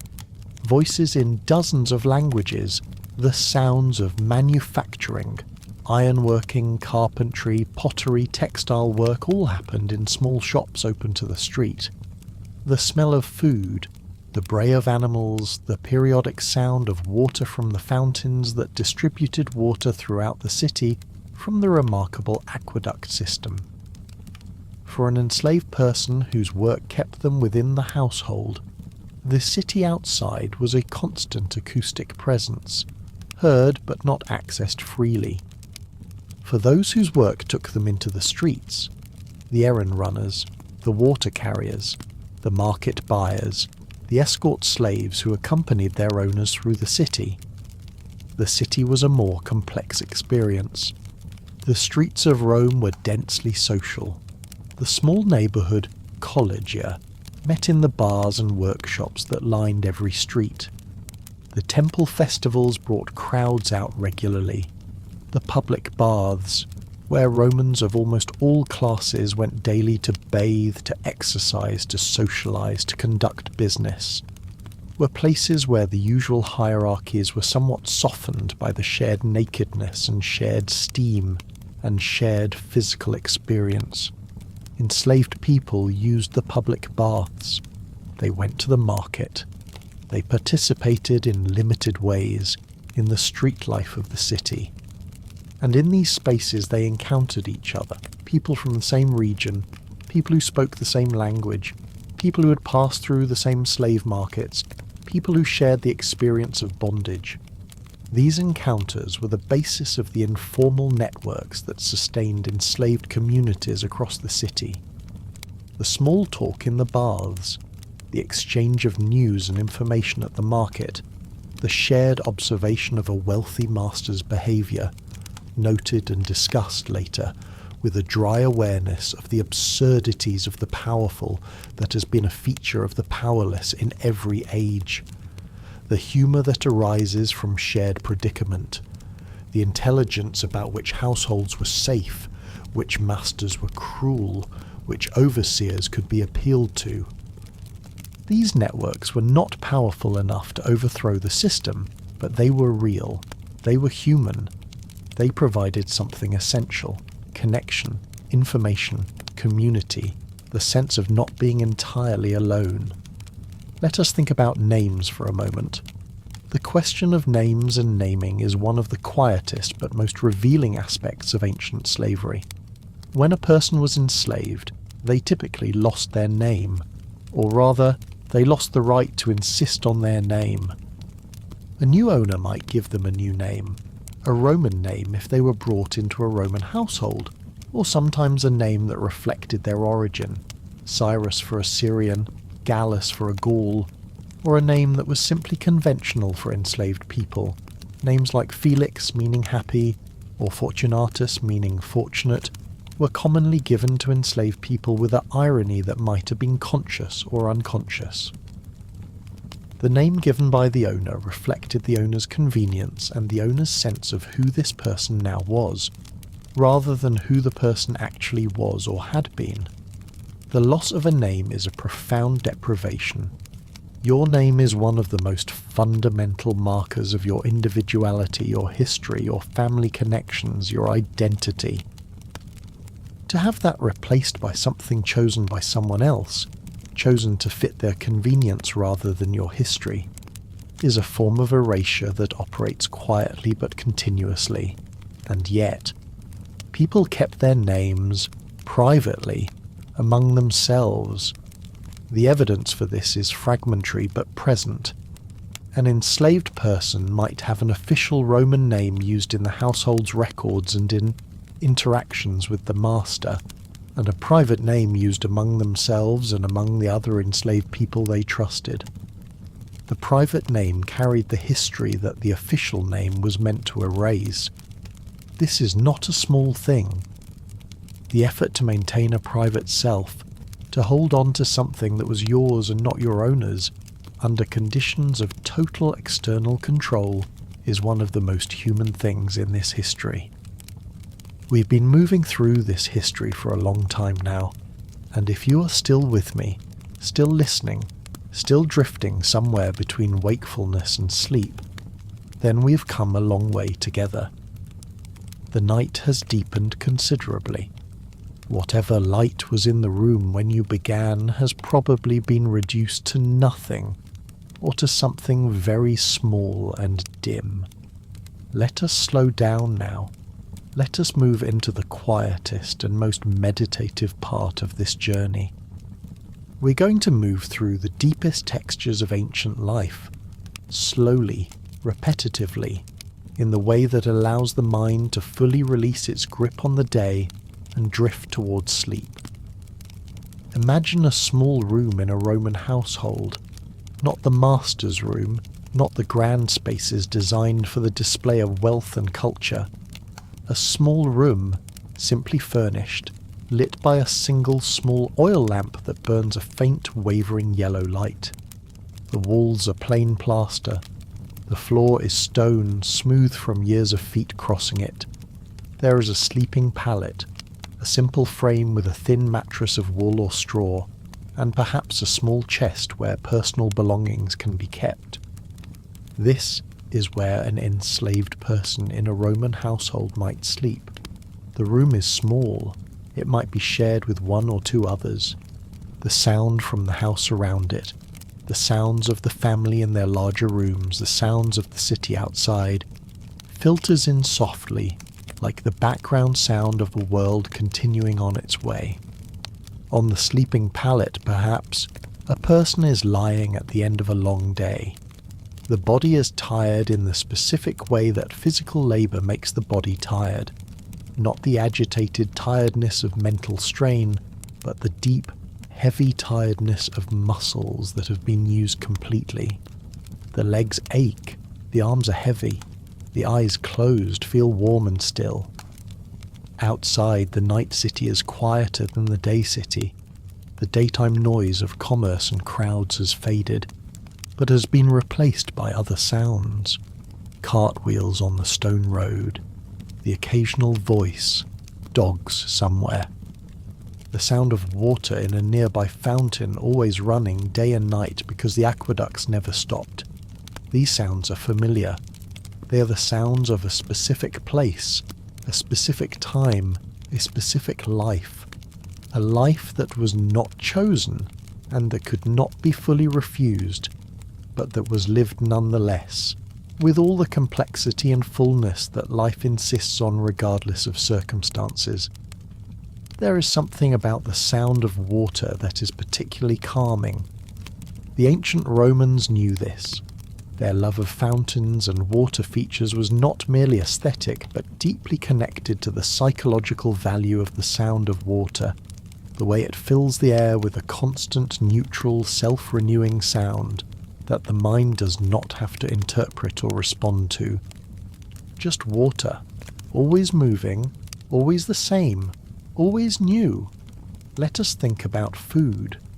The food of the ancient world in a quiet, meditative way, not the elaborate banquet food of the wealthy, but the everyday food of ordinary people enslaved and free. In Rome, the basic diet of most people, enslaved people included, centered on grain, wheat or spelt, ground and baked into bread, or cooked into a porridge called pulse. This was the foundation of the diet, the thing eaten every day, morning and evening. The bread was dense and coarse by modern standards, not the light, airy bread of modern baking, but a heavier, more substantial thing, the kind of bread that fills the stomach in a way that lighter bread does not. Alongside the bread there might be olive oil, a fundamental ingredient in the ancient Mediterranean diet, used in cooking, in preservation, as a condiment, as a lamp fuel, as a cosmetic. The smell of olive oil is very particular, slightly fruity and green, warm without being heavy. It would have been a constant presence in any ancient Mediterranean household, part of the background smell of daily life. There might be vegetables, whatever was in season. Onions, garlic, leeks, chickpeas and lentils and broad beans, which provided protein and bulk and could be dried for storage. In good times, perhaps some cheese or fish. The Romans ate a great deal of preserved fish, and the fish markets in a Roman city would have been particularly aromatic, or a small amount of meat at festivals or special occasions. Wine diluted heavily with water was the universal drink of the ancient Mediterranean world. Plain water from the aqueducts was available, but wine, even cheap, rough wine, was considered safer because the alcohol killed some of the organisms that made water dangerous.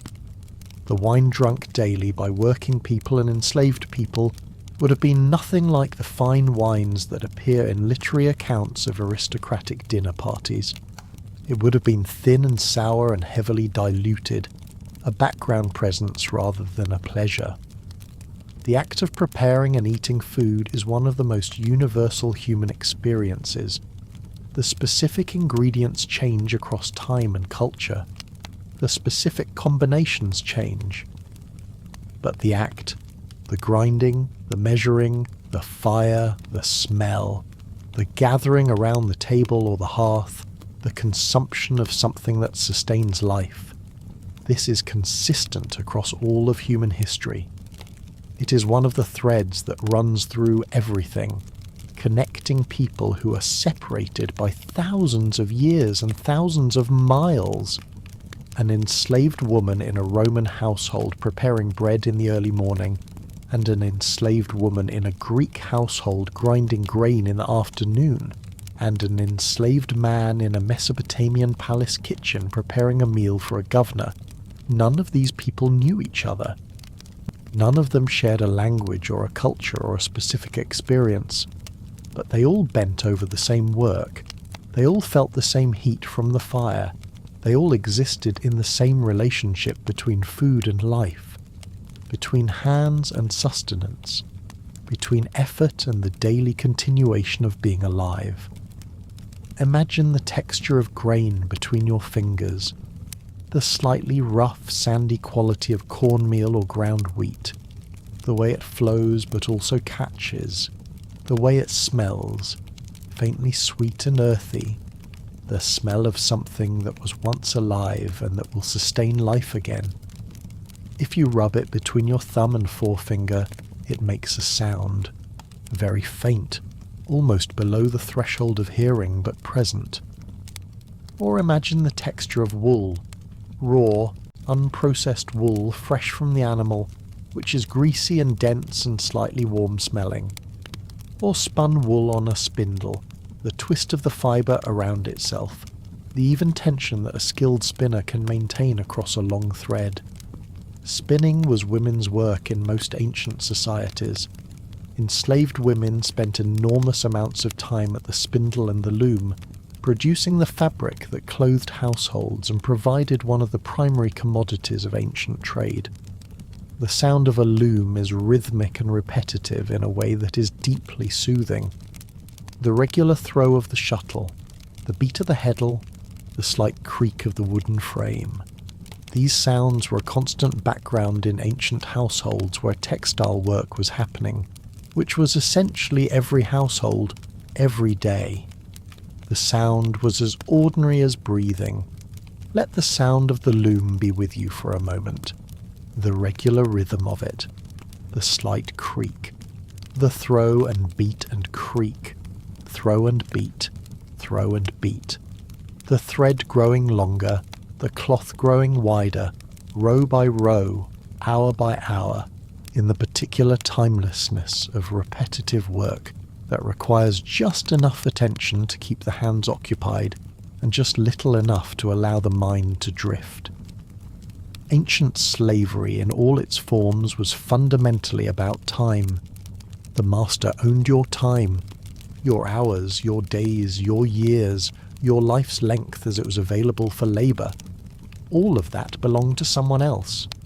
The freedom that most of us have, the freedom to decide, however constrained by our circumstances, how we will spend the hours of our day, was not available to enslaved people in any form they could fully rely on. And yet time had a way of persisting, of belonging to itself. The hour before sunrise, when the household was still asleep, and the first light was just beginning to show at the edge of the sky. The moment at midday when the heat of summer reduced everything to stillness, and even overseers rested. The evening hour after the day's work was done and before sleep came, when conversation was possible, and the private world could expand slightly from its usual compressed dimensions. These were small freedoms, they were not dignities, they were not what freedom means, but they were real, and they were taken, and they were worth something. The ancient Stoics, several of whom we have met tonight, had a concept that is relevant here. The idea that external circumstances could never fully determine the quality of a person's inner life. That even a person in chains remained capable of a kind of internal freedom. The freedom of the mind that could observe its circumstances without being completely dominated by them. Epictetus, who was enslaved, made this argument from inside his own experience. We should be careful with this argument. It can be used, and has been used, to suggest that slavery is not so terrible, that the enslaved mind is free even if the body is not. This is a distortion, and a cruel one. The internal freedom of which Epictetus spoke was not a consolation prize that made slavery acceptable. It was an insistence on the dignity of the person that the system was designed to deny.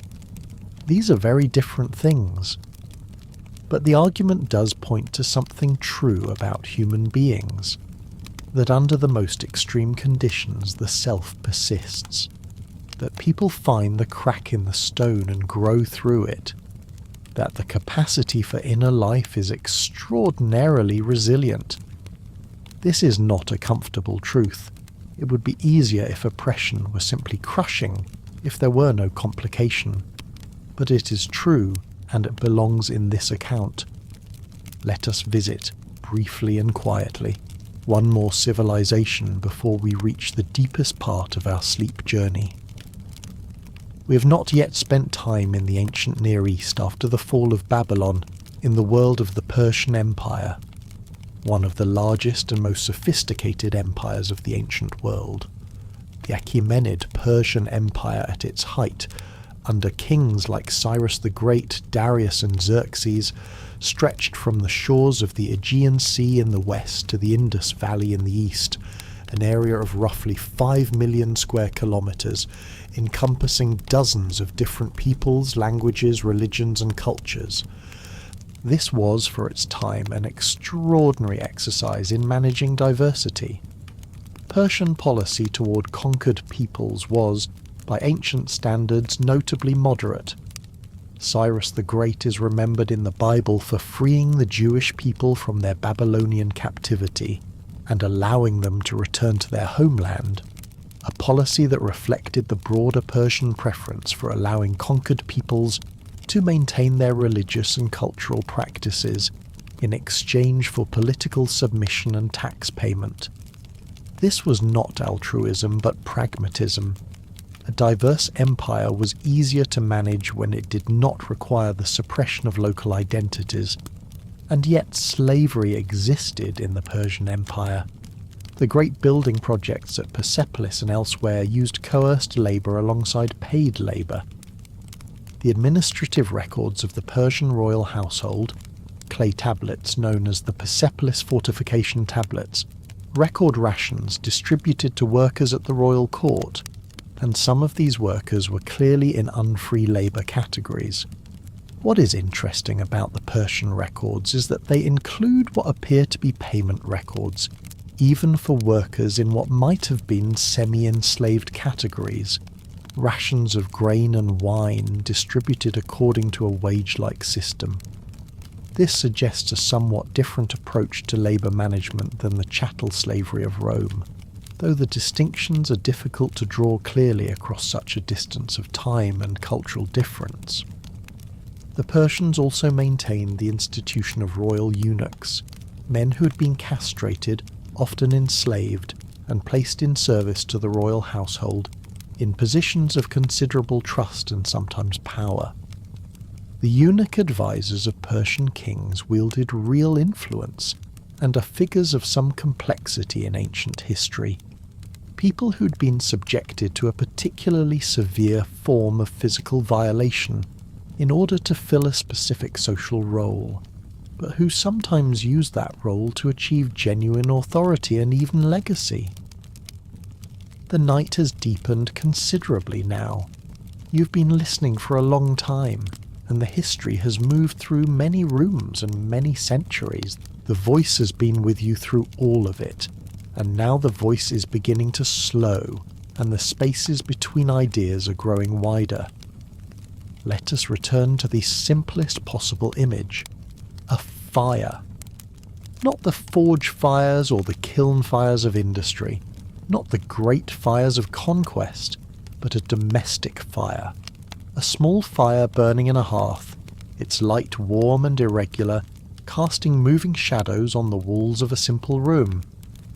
The sound of the fire is steady and varied, the crackle and pop of the wood, the low continuous breath of combustion, the occasional shift of coals settling against each other. People have sat beside fires like this one for as long as there have been people. Long before any of the civilizations we've discussed tonight. Long before writing, before cities, before the concept of ownership had been extended to include other human beings. In the very earliest human time, people sat beside fires like this one, and felt the warmth and listened to the sound, and let the day's concerns reduce themselves to something quiet and manageable. The fire does not know anything about what we've discussed tonight. It does not know about the silver mines of Lorien, or the crucifixions along the Appian Way, or the clay tablets recording the sale of a woman named Ninkala for a specified number of shekels of silver. The fire simply burns. The warmth simply radiates. The sound simply continues. And yet the people who built fires like this one, in every era, in every civilization, enslaved and free and somewhere in between, were all doing the same essential thing, making warmth against the cold, making light against the dark, gathering, in whatever configuration the world allowed, around something that promised, at least for the night, a certain security. We are entering the deepest and most repetitive part of our journey now. The part where the voice becomes more ambient, where the historical content becomes less dense, where the spaces widen and the breath slows and the body sinks further into its resting place. If you are still awake, entirely, clearly awake. It is perfectly fine to simply let the voice continue and allow it to carry you. You do not need to remember any of what is being said. You do not need to analyze it or evaluate it or connect it to anything you already know.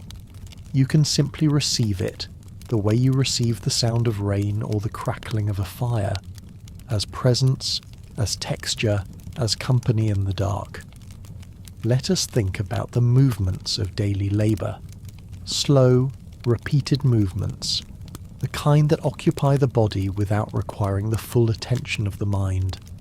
The turning of a millstone, the continuous slow circle, one hand on the handle, the body leaning slightly to maintain the rotation, the stone grinding against stone with a constant low sound, the smell of grain dust rising, the rhythm of it steady and unvarying lap after lap, the pull and push of a saw through wood, the specific resistance of wood grain, the moment when the blade catches and has to be backed out and reset, the satisfying smooth passes when the grain is aligned with the cut and the wood parts evenly, the dipping and wringing of laundry, the weight of wet cloth, the cold of the water in winter, the relative warmth of it in summer, the chemical smell of the ashlie used for washing, sharp and clean and slightly burning, the repeated plunging and lifting and wringing,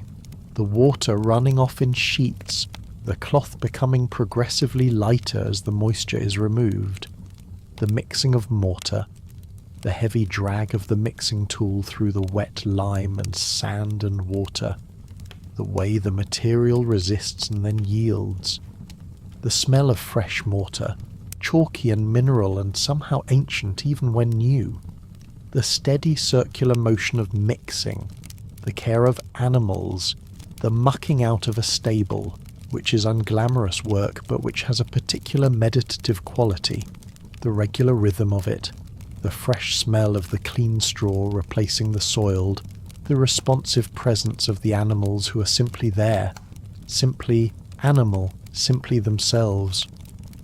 All of these movements are ancient. They are being made by human hands before any of the civilizations we have discussed tonight. They continue to be made throughout all of that history, by free hands and enslaved hands, in cold and heat, in darkness and light, in youth and in age. The movements themselves are in some sense beyond history, deeper than any particular social arrangement, grounded in the most fundamental relationship between human bodies and the physical world.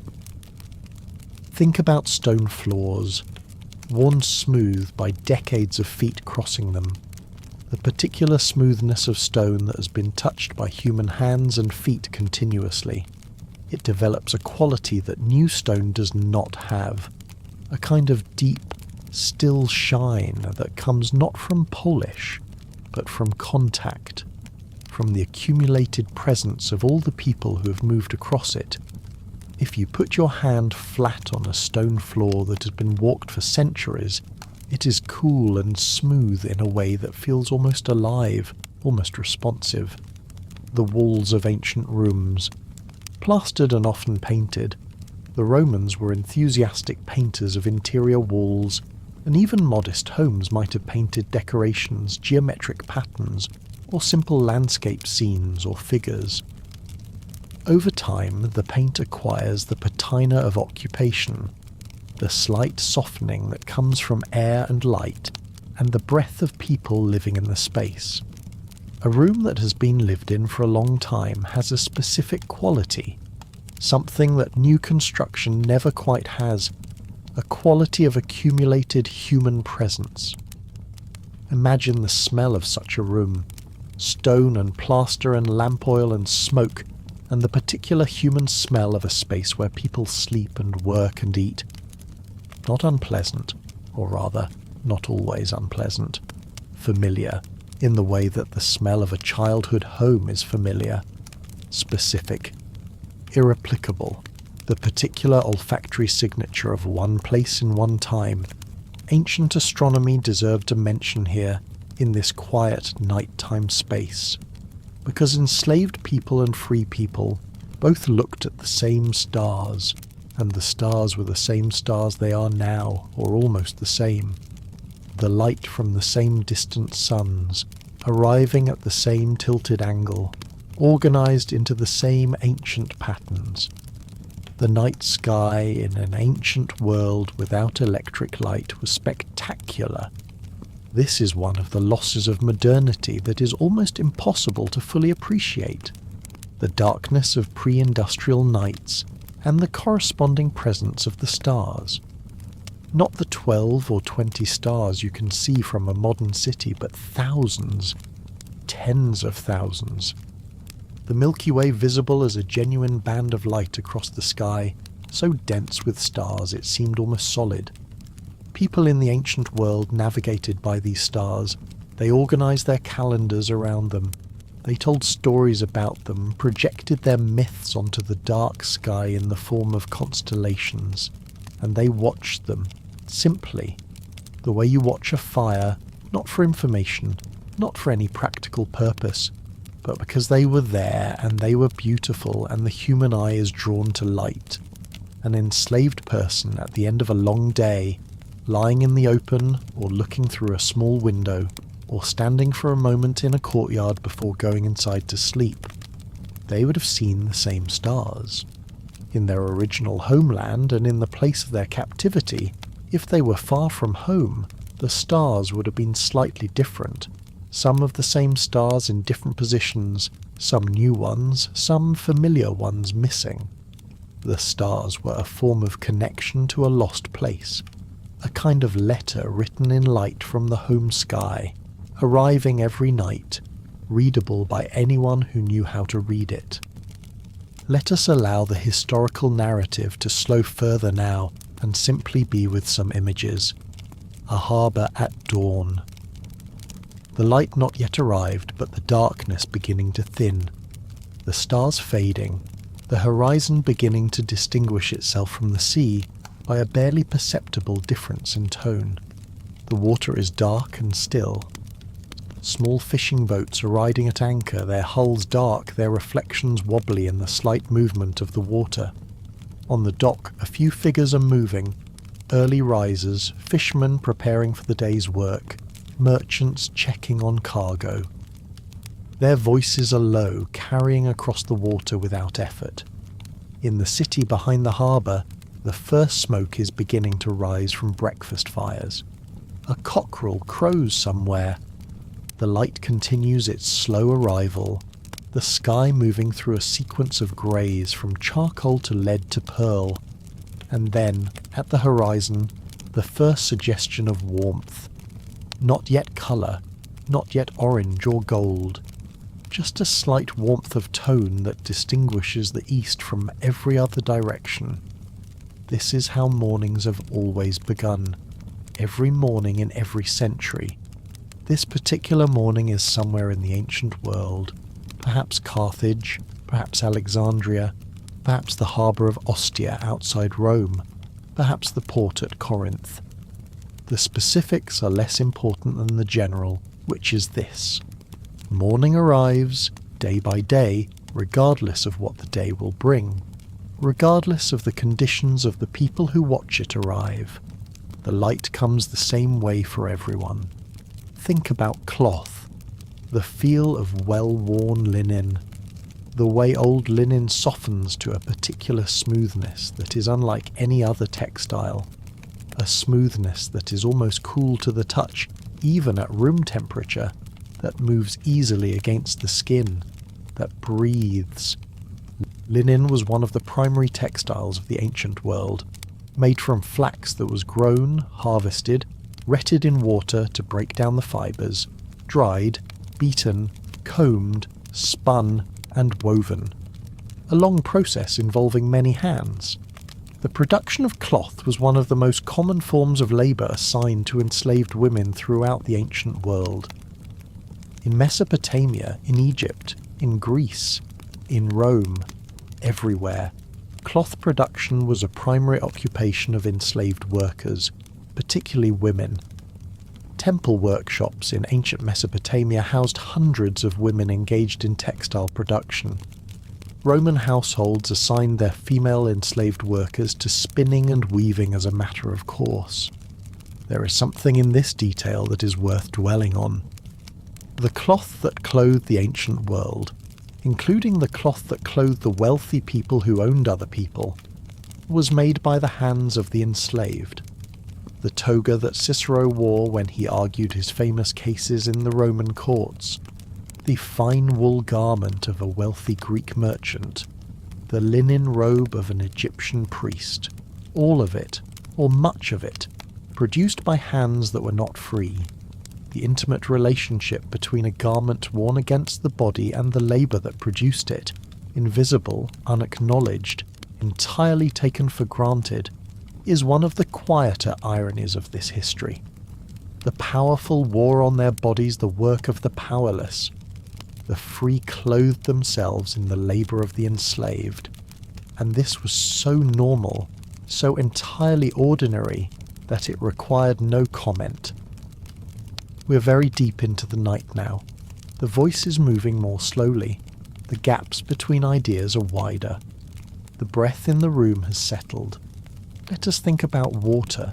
Not the sea, not the harbour, but simpler water.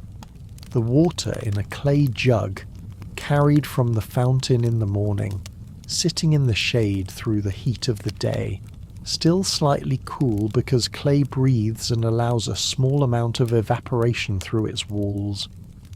The feel of a clay jug, rough and slightly gritty on the outside, smooth on the inside, heavy when full, light when empty, warm-coloured in lamplight, reddish-brown in daylight. Ancient Rome had an extraordinary relationship with water.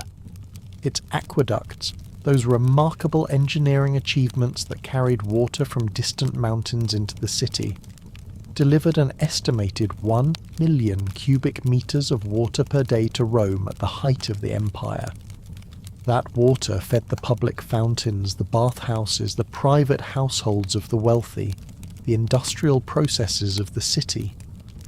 It was an abundance of clean water that no other city in the ancient world could match, and that most cities in the medieval world would not approach for centuries. The sound of water in an ancient Roman city was constant and ubiquitous. Every neighbourhood had its fountains, stone basins fed by a continuous flow of water from the aqueduct, overflowing gently into a drain, available to anyone who came to collect water, or simply to stand beside it for a moment and listen to the sound. The sound of running water is one of the oldest sounds in human experience, predating civilization by immeasurable time, always present in places where people chose to settle, always associated with life and with the possibility of continuation. For an enslaved person living in the city, the daily trip to the neighbourhood fountain, if their household did not have a private water supply, which many did not, was one of the regular rhythms of the day. The walk through the morning streets, the waiting in whatever small crowd had gathered, the filling of the heavy clay jar, the walk home with the weight of it on your shoulder or balanced on your head, the cool of the morning air, the beginning of the day's sounds, the particular sensation of being outside, briefly, in the open city, before returning to the interior world of the household. Let the water sound continue. Let it fill the background of the mind, the way water always fills the background of a place where it is present. The constant gentle sound of it, not dramatic, not rushing, just present, just moving, just the sound of something essential continuing to exist. Think about the colour of things in the ancient world. The palette of ancient life was different from ours, not less colourful, but coloured differently, with the colours that were available from natural dyes and natural pigments.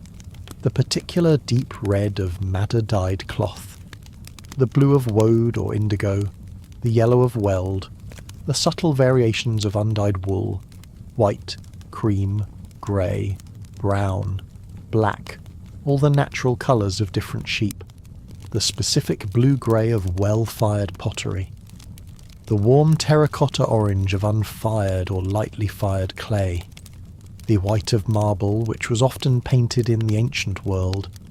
Ancient Greek and Roman sculpture was not the pale white we see in museums, but vibrantly, sometimes garishly coloured, the paint worn away by millennia to reveal the white marble underneath. Think about the colour of firelight on these materials. The way firelight warms everything, adds red to the blue fabric and gold to the cream linen and orange to the already orange clay. The dancing light that never quite resolves into steadiness, always moving, always recomposing the shadows of a room. In a room lit only by fire and lamp oil, there are no harsh shadows and no flat planes. Everything is in gentle motion. Everything is slightly uncertain. Everything is warm. This is the light that people in the ancient world lived by for most of their waking hours.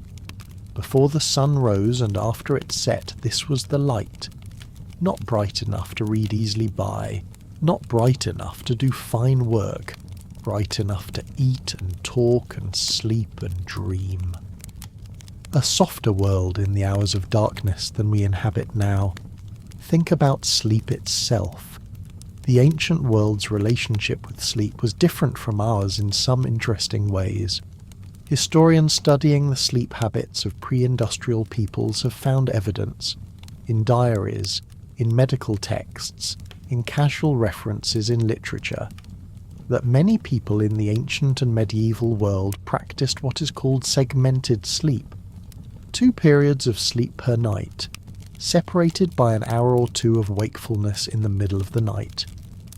In this model, a person would go to sleep at dark, wake in the middle of the night, be awake for an hour or 2 during which they might talk quietly with others, tend to the fire, pray, or simply lie in quiet reflection, and then sleep again until morning.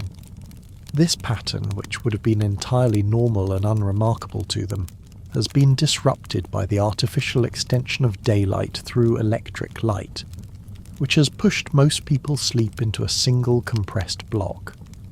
In an ancient household, this middle-of-the-night waking would have been a shared experience. Multiple people in the household awake at the same hour, in the quiet darkness, together in a way that the busy daytime did not always permit. Conversations that could not happen during the day. A particular kind of intimacy available only in the middle of the night, when the city outside was quiet and the fire had burned down to coals and the darkness was complete.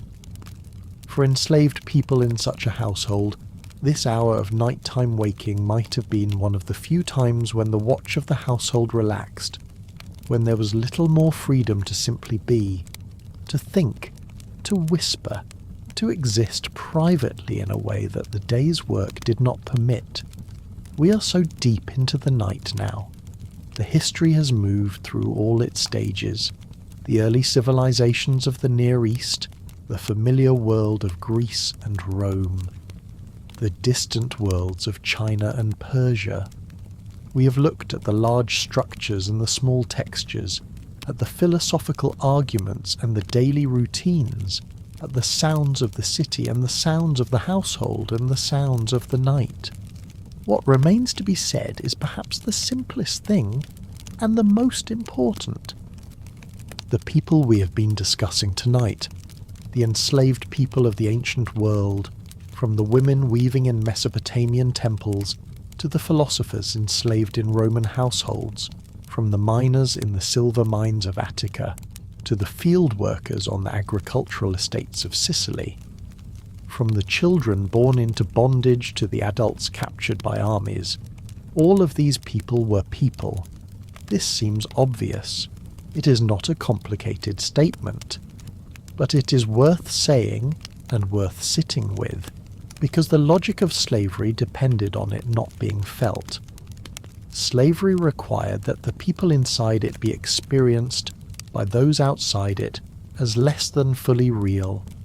and yet they were fully real, completely, entirely, in every dimension human. Their tiredness at the end of the day was the same tiredness. Their hunger was the same hunger. Their dreams, whatever they were about, were made of the same substance as any other dreams. Their love for the people they loved was not a lesser love. Their grief for what they had lost was not a lesser grief. Their desire to be free was not a lesser desire. This is what history asks of us finally.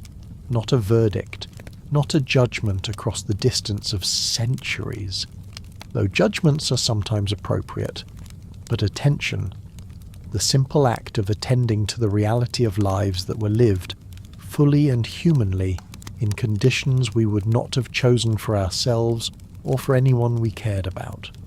These lives were lived. These people were real.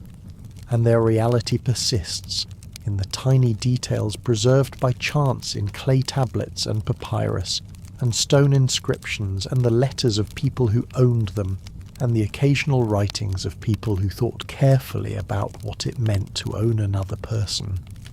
They persist in the work they did, in the buildings that are still standing, in the art that was produced with their assistance, in the agricultural systems they sustained, in the intellectual traditions they transmitted. The world we inherited from antiquity was built, in significant part, by hands that were not free. This is worth knowing. This is worth sitting with quietly in the dark. The fire is very low now. Just coals, really. The orange glow of coals that have given up their flame but are still warm, still radiating a slow, steady heat into the room. The light they give is dim and red, and just enough to be aware of without being enough to see clearly by. Outside, the sounds of the city or the countryside have reached their nighttime minimum. The particular quietness of the early hours, when even the night creatures have settled, when the darkness is deepest and the air is completely still, and the world feels very small, the room, the breath, the warmth of the coals, the voice. The voice is becoming part of the room now, part of the ambient sound, like the coals and the darkness. Not something that requires attention, just something that is present, accompanying the slow drift towards sleep. Let the history recede now. Let the faces and places and centuries that have populated this long journey begin to fade, one by one, into the comfortable blur of something heard and held, and now gently released. The name of Spartacus becoming quieter, the sound of the Athenian silver mines becoming distant, the clay tablets of Mesopotamia settling into the earth, the loom falling silent, the millstone still. What remains is simpler, the warmth, the breath, the sound of a voice that has been with you through all of it, and is still here, still quiet, still moving slowly forward through the dark. Let us spend these last quiet minutes simply listing the things we have passed through tonight, not in order, not with analysis. Just gently, one by one, like counting familiar objects in a familiar room. The wide brown river at the edge of the ancient world, the sound of birds in the grass along its bank, the clay tablet with the cuneiform marks, the small incisions that stood for names and prices and quantities of grain, the names, the entrance to an ancient mine, the narrow shaft, the small clay lamp, the hands on the rock, a harbour in the morning, the water not yet light, the fishing boats at anchor, the sound of a loom, the regular rhythm of it, the shuttle and the beat and the growing cloth, the streets of Rome, the noise and the smell and the crowd of people from everywhere in the known world. The face of Epictetus as he might have looked, a man of middle age sitting in a simple room speaking to students about the nature of freedom, the fire in the kitchen before dawn, the warmth of it, the smell of grain beginning to cook, the night sky over an ancient city, the Milky Way, the stars in their ancient patterns, the sound of the fountain in the neighborhood square, the constant flow of water, day and night, always moving, always the same. The small room where an enslaved person lay down at the end of a long day, the thin mattress, the single lamp, the sound of the household settling into sleep around them. All of these images are fading now, gently, one by one, like embers cooling to grey, not disappearing entirely, just settling, receding, becoming quieter. The mind is quieter now than it was when we began. The thoughts that were active at the start of this journey, the concerns of the day, the unfinished business, the small anxieties that follow us into the evening, these has become quieter too. Not necessarily resolved, just quieter, just further away than they were. The body is heavier, the breathing is slower. The eyes, if they are not already closed, are heavy. This is exactly right. You have travelled a long way tonight, through thousands of years and dozens of civilizations, through some of the darkest truths about what human beings are capable of doing to each other, and through some of the most extraordinary truths about what human beings are capable of maintaining. Their dignity, their creativity, their connection to each other. Even inside the worst of circumstances, you have been a good and patient traveller through all of it. Now it is time to rest. The history will still be there in the morning. The facts and the names and the long, slow arc of human time will all still be there. You do not need to hold any of it right now. You have heard it. It has passed through you. It has done whatever it was going to do in the quiet space of your attention. Now let it go. Let the ancient cities dissolve. Let the fires go out. Let the voices of historians and philosophers and administrators and enslaved people who whispered to each other in the dark, let all of those voices become part of the general quiet.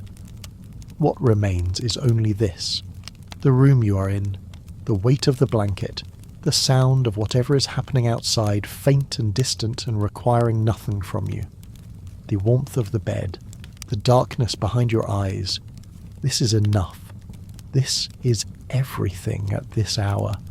If you have made it this far, if this voice has been with you all the way from the beginning of this long journey to here, at the edge of sleep, then something in you needed exactly this.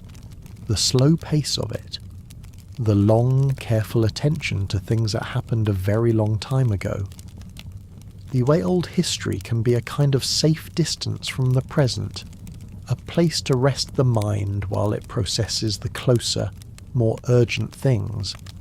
If this kind of journey is something you return to, if the slow narration of history helps you rest in the way you need to rest, then this channel is here for you. A like on this video, a comment letting me know where in the world you're listening from, a subscription so the next journey finds you without your having to look for it. These are small things, offered without pressure, whenever you feel like it, if you feel like it. The most important thing is that you sleep, that you rest deeply, that whatever the day brought you, it loosens its grip now, and allows you to be simply here, simply resting, simply present in this quiet hour. Sleep well. The ancient world is quiet now. The mines are still. The looms are silent. The fires have all burned down to their last warmth. The stars are continuing their slow rotation overhead, the same stars that have turned above every sleeping person in every civilization we visited tonight. They are turning above you too. Rest well.